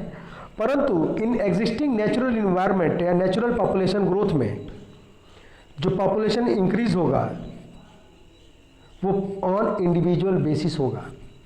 जैसे आंवले का पेड़ होता है तो आंवले के पेड़ में नर मादा होता है। यदि आप नर ही नर लगा देंगे तो प्रजनन नहीं होगा, फ्रूटिंग नहीं होगी। आपको कॉम्बिनेशन में पौधों को लगाना होगा, या कहीं से पॉलिनेट होकर आ जाए तो वो फ्रूट कर सकता है by the virtue of bird और wind.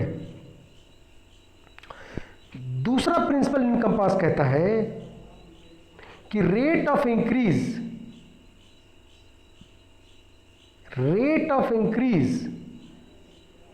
varies in direct proportion to the size of population। मतलब कि जो पॉपुलेशन का ग्रोथ इंक्रीज हो रहा है, जो पॉपुलेशन बढ़ रही है, वो डायरेक्टली प्रोपोर्शनल होती है साइज ऑफ पॉपुलेशन के। मतलब जनसंख्या बढ़ेगी तो उस पॉपुलेशन का विस्तार होगा, उसका विस्तार होगा, उस क्षेत्र का विस्तार होने लगेगा, वो फैलेगी क्षेत्र पे, एक पर्टिकुलर इलाके में वो स्प्रेड होगी। क्योंकि पॉपुलेशन मतलब ही है कि एक स्पेस में, एक यूनिट टाइम पे जो इंडिविजुअल स्पीसीज होते हैं उनकी बात हो रही है पॉपुलेशन में। तो एक इक्वेशन आया कि rate of change of population size कैसे निकाला जाए। तो rate of change in population size निकाला जाएगा contribution of each individual of population growth से। इसको हम मल्टीप्लाई करेंगे number of individual of population से, तो हमको rate of change of population size मिल जाएगा न्यूमेरिकली, और सही भी है, इसी तरह मिलता है। दूसरा ग्रोथ है लॉजिस्टिक ग्रोथ। एक्सपोनेंशियल ग्रोथ का ठीक उल्टा है। पॉपुलेशन ग्रो करे पर लिमिटेड स्पेस में। अब स्पेस की बात हो रही है तो एरिया इन्वायरमेंट होगा, पूरे इन्वायरमेंट की बात होगी। तो एक पर्टिकुलर लिमिटेड एरिया में विथ लिमिटेड रिसोर्स, ध्यान रखिएगा, लिमिटेड एरिया में लिमिटेड रिसोर्स के साथ अगर कोई पॉपुलेशन ग्रोथ कर रही है तो वो लॉजिस्टिक ग्रोथ कहलाती है। यही लॉजिस्टिक ग्रोथ में एक बहुत ही इंपॉर्टेंट पायदान आता है, उसको कैरिंग कैपेसिटी कहते हैं। एक स्पीसीज का ग्राफ होता है वो, और कैरिंग कैपेसिटी का अलग प्रेजेंटेशन में अपलोड करूंगा। धीरे धीरे होगा, क्योंकि एक प्रेजेंटेशन बनाने में आपको, ये जो आप यहाँ पे 1 घंटे या 15 मिनट में देख ले रहे हैं, इसको बनाने में मुझे 12 घंटे मेहनत करनी पड़ती है। एक स्लाइड को बनाने में 12 घंटे, क्योंकि मुझे अपने नोट्स, नया डेटा और नए बुक्स को पढ़ना पड़ता है। चाहे वो गूगल बुक से पढ़ लूँ, चाहे डाउनलोड करके पढ़ लूँ, तो हमको पढ़ना पड़ता है, तब यहाँ पे मैटर आता है। तो प्लीज़ थोड़ा सा पेशेंस रखिए, धीरे धीरे सब अपलोड होगा। जो मुख्य होते हैं पॉइंट उसको मैं पुट कर देता हूँ, क्योंकि ये एक नोट्स भी है। आप नोट्स भी बना रहे होंगे, मुझे उम्मीद है, चाहे आप यूजीसी नेट पढ़ रहे हो चाहे कुछ भी, नोट्स भी आप इसका बनाएं। अब मुख्य पॉइंट क्या है? Carrying capacity is not fixed, it varies with time and space, with abundance of limiting resources. It determine the various factor including predation, competition and climatic condition. अब लॉजिस्टिक ग्रोथ में इन्वायरमेंटल कंडीशन आपने limited कर दिया। अब जब environmental condition आपने limited कर दिया तो रिसोर्स लिमिट हो जाएगा। रिसोर्स लिमिटेड हो जाएगा तो किसी भी एरिया की कैरिंग कैपेसिटी जो होती है वो तो फिक्स होती नहीं है, वो तो घटती और बढ़ती है विथ रेफरेंस टू कंपटीशन। अब कंपटीशन ज़्यादा है तो रिसोर्स लिमिटेड होने लगेंगे, कंपटीशन कम है तो रिसोर्स ज़्यादा होंगे। क्लाइमेटिक फैक्टर, क्लाइमेट भी तो चेंज हो रहा है, कुछ तो नेचुरली हो रहा है, कुछ हम लोग कर रहे हैं। तो ये जो चेंजेस हैं, इस चेंजेस के कारण भी लॉजिस्टिक ग्रोथ इम्पैक्ट देखने को मिलता है। प्रेजेंट सिनेरियो में जो इन्वायरमेंट के हमारे अर्थ पे जो पॉपुलेशन ग्रोथ हो रही है, चाहे हम इंडिया की बात करें, चाइना, नेपाल, पाकिस्तान, भूटान, बांग्लादेश, कुछ भी, अमेरिका, जर्मनी, फिलीपींस, कोई भी कंट्री आप ले लीजिए, धरती के अर्थ के नक्शे पे कहीं भी उंगली आप रख दीजिए, जितनी भी पॉपुलेशन ग्रोथ है वो लॉजिस्टिक है, वो लॉजिस्टिक ग्रोथ की बात हो रही है। कैरिंग कैपेसिटी को परिभाषित करते हैं तो number of individual of a particular species in a particular environment can support indefinitely is defined as carrying capacity. इसको हम कैपिटल लेटर के से डिनोट करते हैं। अर्थात कहने का मतलब आपको यही है कि एक जो है मैनेजमेंट का सिद्धांत है। मैनेजमेंट क्या है? यही कैरिंग कैपेसिटी है। आप समझिए, management is the control command over all giving possible resources and possibilities. यही मैनेजमेंट की परिभाषा है। और यह मैनेजमेंट की परिभाषा, मैनेजमेंट की एक किताब है, उस बिजनेस मैनेजमेंट, उस ऑक्सफोर्ड प्रेस की, उसमें ये पहले पन्ने पे दी गई है। और यह किताब आपको जो है इंडियन इंस्टीट्यूट ऑफ मैनेजमेंट की लाइब्रेरी में मिलेगी, ऑक्सफोर्ड प्रेस की है। अब सोच रहे होंगे मुझे कैसे मालूम? तो जी मैं गया था वहाँ पे और मैंने ये किताब देखी और पढ़ी है। वो बिजनेस इन्वायरमेंट का है, बिजनेस मैनेजमेंट एंड इन्वायरमेंट। तो मैं देखा इन्वायरमेंट तो मैं लपक लिया है। तो जैसे कहीं मैं देखता हूँ कोई इन्वायरमेंट की बात कर रहा है तो मैं बहुत ध्यान से सुनता हूँ कि देखो ये क्या बोल रहा है। तो अब कैरिंग कैपेसिटी को डिफाइन इस तरह किया गया कि number of individual of a particular species, एक स्पीसीज का, ह्यूमन स्पीसीज का नंबर ऑफ इंडिविजुअल एक पर्टिकुलर इन्वायरमेंट में है और कैन सपोर्ट, कितना तक सपोर्ट करेगा, जब तक कि इनडिफिनिटली शब्द का इस्तेमाल किया गया है। इसको ध्यान में रखिएगा। देखिए, शब्दों की व्याख्या और शब्दों को समझना बहुत जरूरी होता है। इनडिफिनिटली एक इन्वायरमेंट में एक स्पीसीज जो है इंडिविजुअली कितना ग्रोथ कर सकता है, वह इन्वायरमेंट उसको कितना कैरी कर सकता है, जब तक कि वो कंफर्टेबल जोन में हो, वह उस इन्वायरमेंट का कैरिंग कैपेसिटी कहलाता है। जैसे मान लीजिए कि आपकी एक चौकी है, चौकी एक आदमी की बनी है, इस पर 3 आदमी सो गए, चौथा भी इस पर सोना चाह रहा है, 5वां भी सो गया किसी तरह। अब जब छठा के बाद से कोई सोएगा ना तो गिर जाएगा नीचे। तो कैरिंग कैपेसिटी ऑफ उस चौकी की क्या होगी? कैरिंग कैपेसिटी ये होगी कि एक इंडिविजुअल स्पीसीज, एक व्यक्ति उस पर कितना कंफर्टेबल सो सकता है। इसी तरह कोई भी हैबिटेट डिस्ट्रक्ट नेचुरली होता है, उसकी कैरिंग कैपेसिटी गड़बड़ा जाए। रेट ऑफ सक्सेशन में जब स्टेजेस चेंज होते हैं तो कैरिंग कैपेसिटी भी चेंज हो जाती है, क्योंकि कैरिंग कैपेसिटी वेरीज करती है, ये फिक्स नहीं होती है विथ रेफरेंस टू टाइम और स्पेस। स्पेस क्या है? इन्वायरमेंट। इन्वायरमेंट में हल्का सा बदलाव, स्पीसीज चेंज हो जाएगा,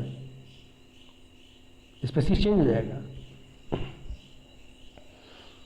अब लॉजिस्टिक ग्रोथ इक्वेशन को जिस फॉर्मूले से हम देखेंगे वो फॉर्मूला आपके सामने है। ये जो आपका लॉजिस्टिक ग्रोथ है, ये limited environment condition with limited resource की बात किया। ये दिया गया था फ्रांसिस के द्वारा इन 1838 और इन्होंने इस इक्वेशन को फॉर्मुलेट किया, जिसमें dn/dt है rate of growth of population, r है इंटेंसिक रेट ऑफ इंक्रीज, मतलब इंस्टेंटेनियस इंक्रीज, वही growth rate of population, n है पॉपुलेशन साइज, k है कैरिंग कैपेसिटी। अब इस इक्वेशन को आप देखिए और थोड़ा समय आपको पीछे ले चलता हूँ। ये इक्वेशन देखिए, इसमें हम एक संशोधन करें तो आपको बड़ा अच्छा लगेगा। D(N)/dt is equal to R.N।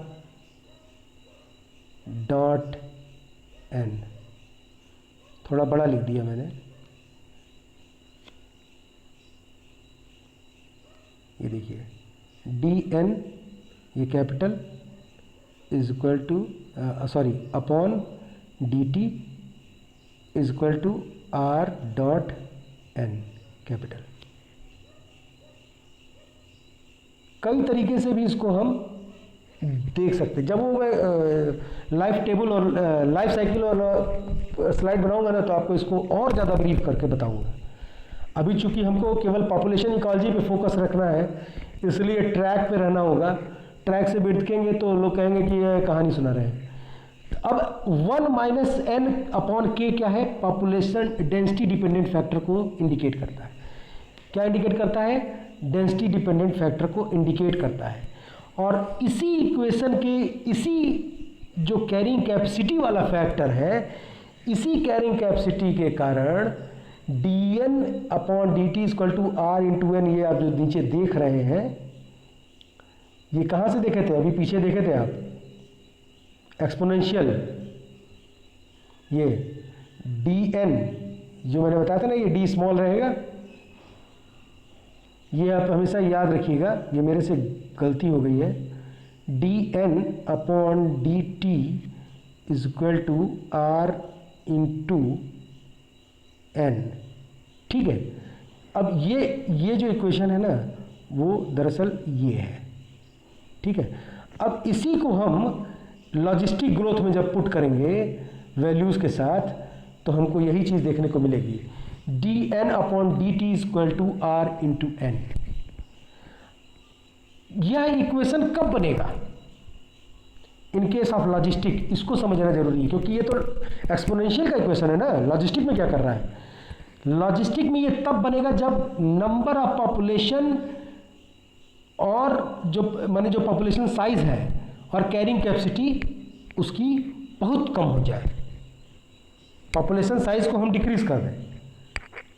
आप सिंपली इस समय भारत की सिचुएशन को समझिए। यहाँ पे जनसंख्या आपकी बढ़ रही है, जमीन आपके पास सीमित है, तो लैंड एरिया के रेट बढ़ रहे हैं, प्लस जनसंख्या आपकी बढ़ रही है, तो क्या है भाई, प्राइवेट सेक्टर का ही विकास होगा। अब आप सोचिए, कभी इस चीज को आप गौर कीजिए, भारत में रोजगार को लेकर जब ग्रोथ शुरू हुई तो प्राइवेट सेक्टर सरकारी सेक्टर से तेजी से ग्रो कर गया। आप कल्पना नहीं कर सकते हैं, एक प्राइवेट यूनिट जो होता है वो किसी सरकारी सेक्टर से बहुत ज़्यादा कमाता है तुलनात्मक। अगर कोई सरकार जो है कहती है कि हम एक ट्रांसपोर्टेशन शुरू करते हैं, जैसे मान लीजिए रोडवेज है, रोडवेज सरकार चला रही है, ठीक, वहीं पर एक रोडवेज प्राइवेट वाला भी शुरू कर दिया, उसकी भी बसें आ गई सड़क पे, वो तेजी से ग्रोथ करेगा और उसकी इनकम उस सरकारी जो बस सर्विस है उससे बहुत ज़्यादा होगी। बहुत सारी बसें हैं, आप गुजरात और चले जाइए, आप देखिए मर्सिडीज बेंज की बसें आपको मिलेंगी, एक से एक लग्जेरियस डीलक्स। हाँ भाई, फैसिलिटी के लिए यू शुड हैव टू पे। अगर आपको फैसिलिटी चाहिए तो आप पैसा दो। लोग तो साइकिल से भी दिल्ली से आ सकते हैं, जैसा कि मीडिया दिखा रही है, पर अगर आपको पैसा है तो आप कार ऑप्ट करो, फ्लाइट ऑप्ट करो, क्या दिक्कत है? वही चीज़ यहाँ पर है। अगर हम अपनी पॉपुलेशन को सीमित कर ले जाएंगे, अगर आज इंडिया अपनी पॉपुलेशन को सीमित कर ले जाती है, तो यहाँ पर ग्रोथ की संभावना बहुत तेज़ी से बढ़ जाएगी, बहुत तेज़ी से बढ़ेगी। और जो यहाँ पे पर कैपिटा इनकम होगी ना, या ग्रोथ मतलब पर कैपिटा इनकम एक्सेलरेट कर जाएगी। मतलब जो आज अगर आपने पॉपुलेशन को कंट्रोल कर लिया, तो यदि आप किसी एक दुकान पर मजदूरी कर रहे हैं और आपको 100 रुपये दिहाड़ी मिल रही है, आपको 1000 रुपये दिहाड़ी मिलेगी। याद रखिएगा, पॉपुलेशन ही सारे बवाल की जड़ है। अब इस पॉपुलेशन का जो लॉजिस्टिक ग्रोथ है उसका एक्सप्लेनेशन क्या बनता है? एस शेप्ड कर्व प्लॉट होता है with reference to time and population size. यह सिग्मॉइड होता है, और यह सिग्मॉइड क्या शो करता है? पहली बार में सिग्मॉइड जो फर्स्ट ऑब्जर्वेशन है उसमें शो करता है इस्टेब्लिशमेंट और पॉजिटिव एक्सेलरेटिंग फेज। मतलब पॉपुलेशन इस्टेब्लिश हो रही है और वो एक्सेलरेट कर रही है। और दूसरा उससे शो करता है अप्रोचिंग अ लॉगरिथमिक फेज, मतलब वो तेजी से ग्रो कर रही है, और जिसका नतीजा क्या बनता है कि चूंकि इन्वायरमेंट कंडीशन तो लिमिटेड है, आप पॉपुलेशन बढ़ा लिए, मान लीजिए कि आपके घर में एक कमाने वाला है, ठीक, आपके 8-10 बच्चे हो गए। तो ये एक्सपेंशन क्या होगा, ये हर बच्चे के एजुकेशन पे जोर डालेगा, आपके जो है पूरे लाइफ स्टाइल को ही चेंज हो जा रहा है। और आप इसको कंट्रोल कर सकते थे पर आपने नहीं किया, नतीजा आप भोगेंगे, सरकार नहीं, आप भोगेंगे। क्योंकि सरकार को टैक्स नहीं मिलेगा तो वो इनडायरेक्ट टैक्स बढ़ाएगी, सब्जियों और फलों और माचिस की तीली तक के रेट बढ़ेंगे। तो रेट बढ़ेंगे तो चूंकि आपको 10 बच्चों को फीड करना है, उनकी स्कूलिंग है, तो ये पॉसिबल ही नहीं होगा। और जब ये पॉसिबल नहीं होगा तो उन बच्चों को अगर कोई बीमारी होती है, भगवान न करे ऐसा हो, उन बच्चों को बीमारी होती है तो आपके घर में डेथ फेज इंक्रीज होगा। यही चीज लायन, टाइगर और जो है पार्थेनियम और हर स्पीसीज जो धरती पर है उसके लिए लागू होती है, उसके लिए लागू होती है। ये एक्सपेंशन आप देख रहे हैं, नंबर ऑफ पॉपुलेशन तेजी से ग्रोथ किया, परंतु फिर ये तेजी से डिक्लाइन भी कर जाएगा, तेजी से डिक्लाइन कर जाएगा। कंडीशन क्या होगी, लॉजिस्टिक ग्रोथ जो है वो सबसे ज़्यादा यूज करने वाला सिंपलेस्ट मेथड है जो लिमिटेड रिसोर्स में इन्वायरमेंट की प्रिडिक्शन करता है। दूसरा है, यह टर्म इंडिकेट करता है रिसोर्स का विथ रेफरेंस टू पॉपुलेशन। यहीं से जनसंख्या विस्फोट की बात शुरू होती है। और n almost become equal to k, then the growth rate is 0। जब number of population carrying capacity के बराबर पहुंच जाते हैं, ग्रोथ रेट 0 हो जाएगी। ग्रोथ रेट जब 0 हो जाएगी तो खत्म। देखिए, पॉपुलेशन को ग्रो करते रहना चाहिए, वो स्टेबलाइजेशन और स्टैग्नेंट नहीं होना है। अगर स्टेबलाइज और स्टैग्नेंट हुआ तो कहानी खत्म। अब इसमें एक पैदान आता है एज डिस्ट्रीब्यूशन। हैंशमियर ने 1958 में एज डिस्ट्रीब्यूशन को बताया। एज डिस्ट्रीब्यूशन के 3 ही पायदान हैं। पहला है प्री रिप्रोडक्टिव, दूसरा है रिप्रोडक्टिव, तीसरा है पोस्ट रिप्रोडक्टिव। प्री रिप्रोडक्टिव क्या है? प्री रिप्रोडक्टिव वह जनसंख्या है जो रिप्रोड्यूस नहीं कर सकती, यंग स्टेज। दूसरा रिप्रोडक्टिव वह संख्या है जनसंख्या की जो रिप्रोड्यूस कर सकती, जो ऑफस्प्रिंग, जो बच्चे पैदा कर सकती है। तीसरा है पोस्ट रिप्रोडक्टिव, मतलब जो एक समय के बाद बच्चे नहीं पैदा कर सकती, जिसका रिप्रोडक्शन या ग्रोथ नहीं हो सकता। इसी एज डिस्ट्रीब्यूशन को रिप्रेजेंट किया गया है 3 तरीके से। एक पिरामिडिक फॉर्म में, इसको एज पिरामिड कहते हैं। एज पिरामिड को में 3 ही लेवल हैं। पहला लेवल है जो उसका बेस है, पिरामिड का एक बेस होगा। बेस क्या है? जो इसका बेस है ये अभी आ रहा है, अभी आगे मजेदार है, देखते रहिए और बने रहिए। ये जो इसका बेस है, पिरामिड का जो ये बेस लेवल है, ठीक है, बेस क्या है? प्री रिप्रोडक्टिव, ठीक। फिर नंबर ऑफ रिप्रोडक्टिव इंडिविजुअल इसके बीचों बीच में आएंगे ये, और सबसे टॉप पर कौन आएगा? टॉप कंज्यूमर नहीं आएगा, पोस्ट रिप्रोडक्टिव इंडिविजुअल आएंगे, मतलब जो रिप्रोडक्शन नहीं कर सकते, ठीक है। माने after the space, after the जो है stage of menopause in case of female fertility, and after the sperm count down decline in case of male, and in case of species also, other like elephant or tiger or lion or deer, whatsoever you calculate, okay। तो ये चीज़ humans पे भी लागू होती है, ये चीज़ हर species पे लागू होती है जो इस धरती पर है, इंक्लूडिंग कोई भी हो लिविंग, हर लिविंग स्पीसीज पे ये नियम लगता है। हर लिविंग स्पीसीज का एज पिरामिड बन सकता है। अब जो एज पिरामिड है, उस एज पिरामिड को 2 तरीके से इसमें कलर करके दिखाया गया है। ये नंबर ऑफ फीमेल एक तरफ है और नंबर ऑफ मेल एक तरफ है। ये इंडिकेशन मार्क्स हैं फीमेल और मेल के बायोलॉजिकली। अब टाइप्स ऑफ एज पिरामिड कौन से होते हैं? देखिए, मूलतः तो 3 ही होते हैं, परंतु स्प्रिंगर जर्नल के एक आर्टिकल को मैं पढ़ रहा था जिसमें बताया गया कि 4 प्रकार के होते हैं। Rapid, expanding, stationary and declining. 4 प्रकार के पिरामिड को दर्शाया गया। सीधे मुद्दे पर आ जाते हैं। पहला पिरामिड है रैपिड ग्रोथ का, स्लोप देखिए आप इसका। दूसरा है एक्सपेंडिंग, जो आपका हाई बर्थ रेट। इसमें रैपिड में भी होगा, रैपिड में भी तेजी से बर्थ रेट बढ़ेगा, परंतु आप इसमें एक पॉइंट को फोकस करके देखिए, rapid fall in each upward age group due to high death rate, short life expectancy. जैसे कहते हैं ना कि वो चींटे के ऊपर निकल जाता है और खट से वो मर जाता है, पतिंगा होता है, शॉर्ट लाइफ स्पैन होता है। ये क्या है उसका, अगर हम पतिंगे का देखें तो ये जो पहला वाला है ये बनेगा फर्स्ट स्टेज। दूसरा स्टेज है कि fall in death rate, death rate गिर रही है, कम हो रही है, रेट ऑफ रिप्रोडक्शन इंक्रीज कर रहा है। अब भारत का जो पिरामिड है वो यही है, सेकंड वाला।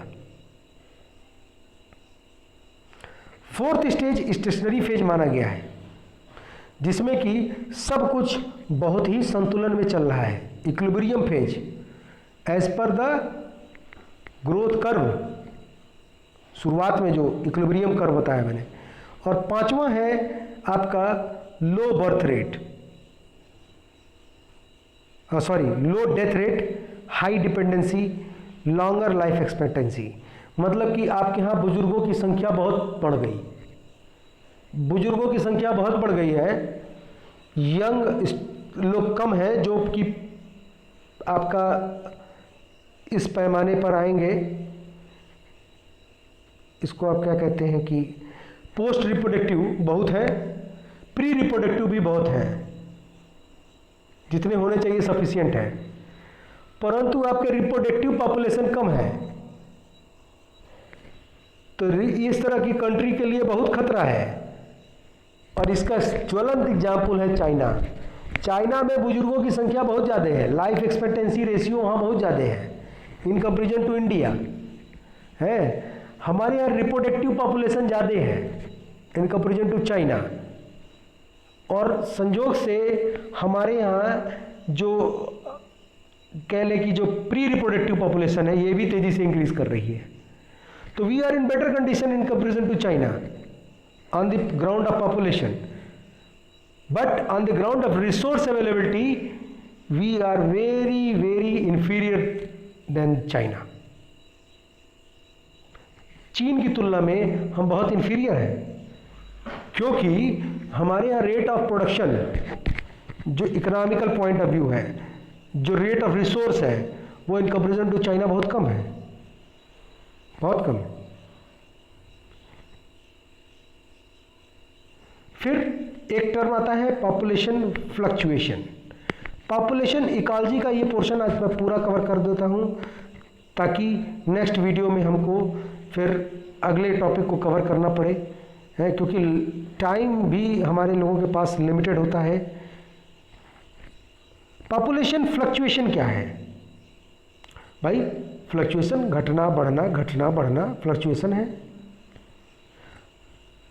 कोई भी नेचुरल पॉपुलेशन की साइज या डेंसिटी, ध्यान रखिएगा, साइज और डेंसिटी इंक्रीज या डिक्रीज करती है with reference to the period of time is termed as population fluctuation.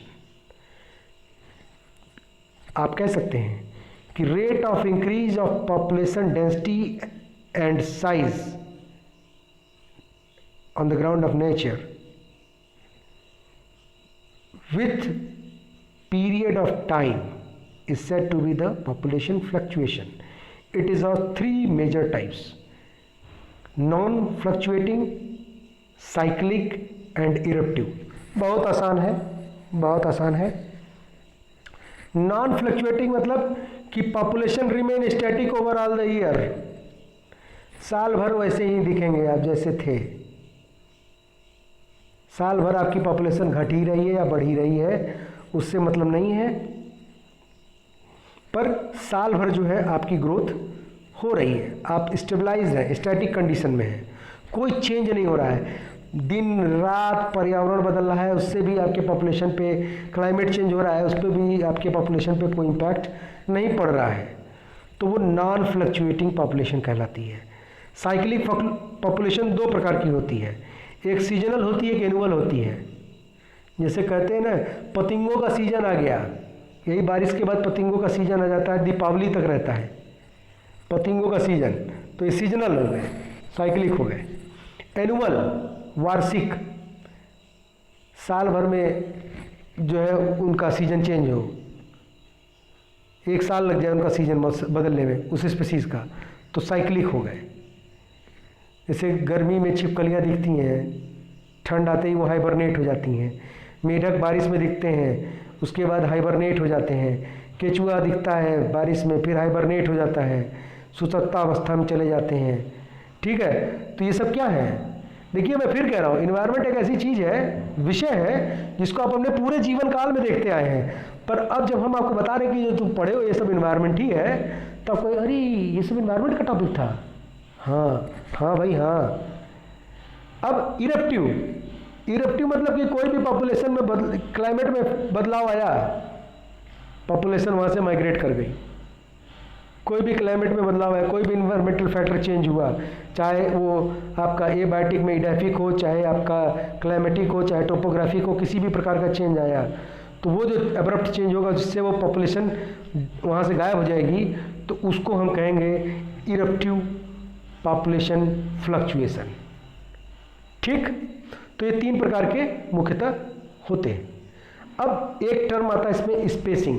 Spacing बहुत अनिवार्य टर्म है, बहुत ही महत्वपूर्ण है पॉपुलेशन इकोलॉजी में, क्योंकि यहीं से निच की शुरुआत, निच की तरफ हम लोग बढ़ रहे हैं। इसके बाद से निच का वीडियो आएगा, यही स्पेसिंग इंडिकेशन है कि अब हम लोग निच की तरफ बढ़ रहे हैं।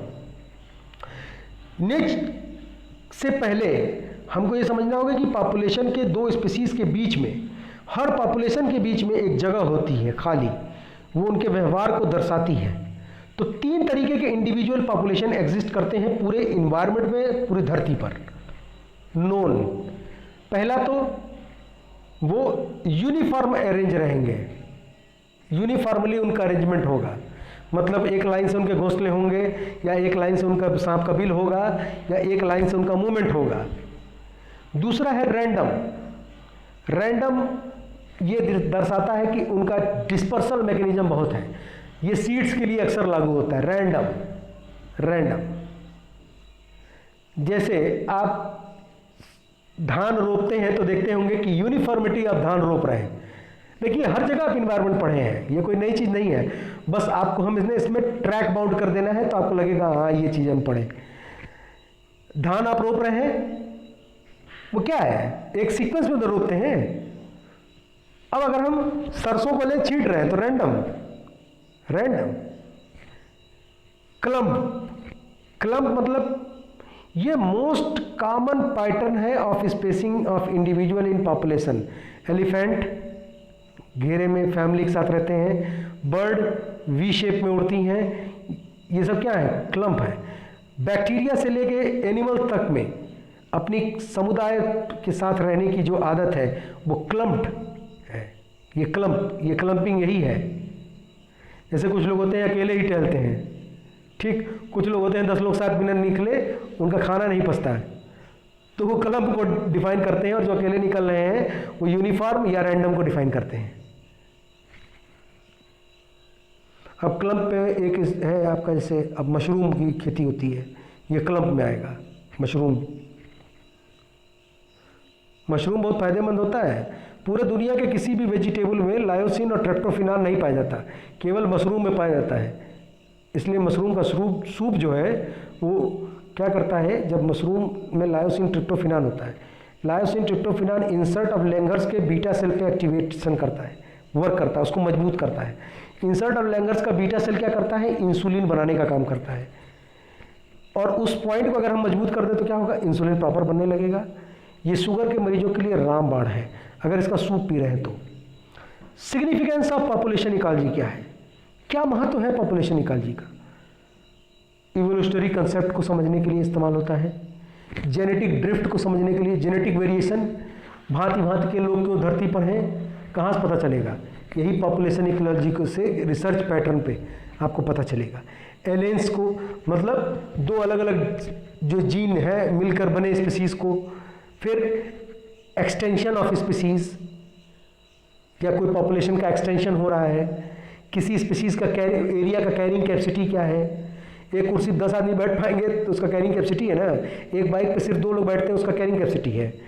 200 सीसी 500 सीसी का बुलेट होता है जो, वो क्या कैरिंग कैपेसिटी दर्शाता है। वो सीसी मतलब क्या है? कैरिंग कैपेसिटी है, याद रखिएगा। 500 सीसी की बुलेट मतलब उसका 500 जो है वो कैरिंग कैपेसिटी है, सीसी। सर्वाइवरशिप कर्व ये बताता है कि स्पीसीज सर्वाइव करेगी और माइग्रेट करेगी। सर्वाइवरशिप कर्व का इस्तेमाल सक्सेशन के हर स्टेप को एक्सप्लोर और अध्ययन करने के लिए भी किया जाता है। फिर ग्रोथ रेट, भाई जाहिर सी बात है उस इलाके का ग्रोथ रेट कैसा है, स्पीसीज के पॉपुलेशन और अबंडेंस के अनुसार पता चलता है। अब मान लीजिए कि किसी इलाके में सभी लोग मर्सिडीज से निकल रहे हैं, तो इसका मतलब है हर घर में एक मर्सिडीज होगी, मतलब कि वहाँ पे वो पॉपुलेशन जो होगी वो रिच होगी। सभी लोग कार से निकल रहे हैं, जो मारुति 800 है, तो रिचनेस है पर लेवल थोड़ा सा कम है। फिर साइकिल से निकल रहे हैं, ये क्या दिखा रही है? Different strata of human life. Meta population concept मतलब कि कई स्पीसीज एक साथ इंटरमैंगल्ड होकर रह रही हैं, कई पॉपुलेशन एक साथ रह रहे हैं, मतलब कि एक पर्टिकुलर इलाके में हिंदू, मुस्लिम, सिख, ईसाई सभी धर्म, जात, मजहब के लोग रह रहे हैं। ये मेटा पॉपुलेशन कंसेप्ट है। और ये मेटा पॉपुलेशन कंसेप्ट एनिमल्स पे भी लगता है। जंगल में शेर की जरूरत क्यों है? कभी सोचा है? जंगल में शेर की जरूरत इसलिए है क्योंकि शेर हर स्पीसीज का इलाका तय करता है। ये जान लीजिएगा आप, हर स्पीसीज का स्पेस लायन डिसाइड करता है फॉरेस्ट में, इसीलिए वहां का टॉप कंज्यूमर में आता है। लोटका-वोल्ट्रा इक्वेशन फॉर पॉपुलेशन डायनेमिक्स के अध्ययन के लिए इसका इस्तेमाल होता है। भाई अगर मान लीजिए कि एक बहुत बेहतरीन एग्जाम्पल है, एक लड्डू है, 2 लोग हैं, दोनों, पहला कंडीशन होगा आधा आधा बांट लें, दूसरा कंडीशन होगा जो लड़ेगा ताकतवर होगा वो पाएगा, ठीक। तीसरा कंडीशन क्या बनेगा? जिसकी संख्या तेजी से ग्रो कर जाए वो उठा ले जाएगा। चौथा कंडीशन ये बनेगा कि दोनों ही उसको अवॉइड कर दें, तो धीरे धीरे दोनों ही की पॉपुलेशन समाप्त हो जाएगी। पैरामीशियम ऑरेलिया और पैरामीशियम कॉर्डेटम पे किए गए लोटका-वोल्ट्रा के एक्सपेरिमेंट को, जो इंटर रिलेशनशिप पॉपुलेशन डेंसिटी के और पॉपुलेशन डायनेमिक्स के मॉडल को शो करते हैं, लोटका-वोल्ट्रा कंसेप्ट, तो उसके लिए पॉपुलेशन इकोलॉजी का इस्तेमाल हम करते हैं। पॉपुलेशन इकोलॉजी की स्टडी की जाती है। Rate of succession, obviously rate of succession कैसा है किसी इलाके में, उसका अध्ययन, उसकी जानकारी लेना हो तो हमको पॉपुलेशन इकोलॉजी को पढ़ना ही पड़ेगा, क्योंकि सर्वाइवरशिप कर्व के बारे में इसी में बताया जाता है। दूसरा सिग्निफिकेंस है पॉपुलेशन इकोलॉजी का कि हम अपनी पॉपुलेशन को और अपने अर्थ के कैरिंग कैपेसिटी को समझें। सब भाई अर्थ एक क्लोज सिस्टम है, सिंपल सी बात है। और इस क्लोज सिस्टम में क्या है? क्लोज सिस्टम में है कि कोई चीज़ अंदर से बाहर तो चली जाएगी। जैसे आपने पोल्यूशन किया तो पोल्यूशन अर्थ के एटमॉस्फेयर में ही रहेगा, ट्रोपोस्फेयर में, वो आपके जो है अर्थ के ग्रेविटी के बाहर नहीं निकलने वाला। तो हमारी ये कैरिंग कैपेसिटी है। और पॉपुलेशन इकोलॉजी का मतलब ही है कि we should have to understand about the population control. यदि हम पॉपुलेशन को कंट्रोल नहीं करेंगे तो हम समुद्र में नहीं रह पाएंगे। टेरेस्ट्रियल हैं हम लोग टेरेस्ट्रियल स्पीसीज हैं, मालूम है ना आप लोगों को? Homo sapien sapien is a terrestrial species. अब ये टेरेस्ट्रियल स्पीसीज जो है ओशन में सर्वाइव नहीं कर पाएगा। ओशन में सर्वाइव नहीं कर पाओगे तो भाई आपके पास तो 30% लैंड एरिया है, उसी पर आपके नेचुरल रिसोर्सेज भी हैं, उसी पे आपका खाद्यान्न भी होना है। तो ऐसा ना हो कि जनसंख्या को प्रकृति कंट्रोल करे, इसलिए जनसंख्या नियंत्रण की हमको ज़रूरत है। अभी अगर भारत भी चाइना की तरह जनसंख्या को नियंत्रण करने का कोई नियम लगाए तो आप जान लो कि ये जितना विरोध और ये जो ये हो रहा है कि हमको सरकारी नौकरी, जैसे बहुत सारे लोग हैं सरकारी नौकरी के लिए मरे जा रहे हैं, तो बहुतों को सरकारी नौकरी मिल जाएगी, बहुतों के डेली वेजेस के रेट बढ़ जाएंगे, तो ये ग्रोथ होने लगेगा और ये एक अच्छी चीज़ है। अगर ऐसा होता है तो ये अच्छी चीज़ है। Thank you very much. और थोड़ा ये वीडियो लंबा हो गया, पर चूंकि पॉपुलेशन इकोलॉजी को पूरा कवर करना था, होप कि आप इंजॉय करेंगे, इसको देखेंगे, शेयर करेंगे। और ये एक मेरी विनम्र और नमन श्रद्धांजलि प्रोफेसर वाई सिंह सर को है। Thank you very much. Have a nice day. क्योंकि कहा ही गया है, गुरु से ही ज्ञान है, वेद है, कुरान है। गुरु की महिमा पुराणों में भी महान है। Thank you very much sir. Thank you and thanks all. Have a nice day.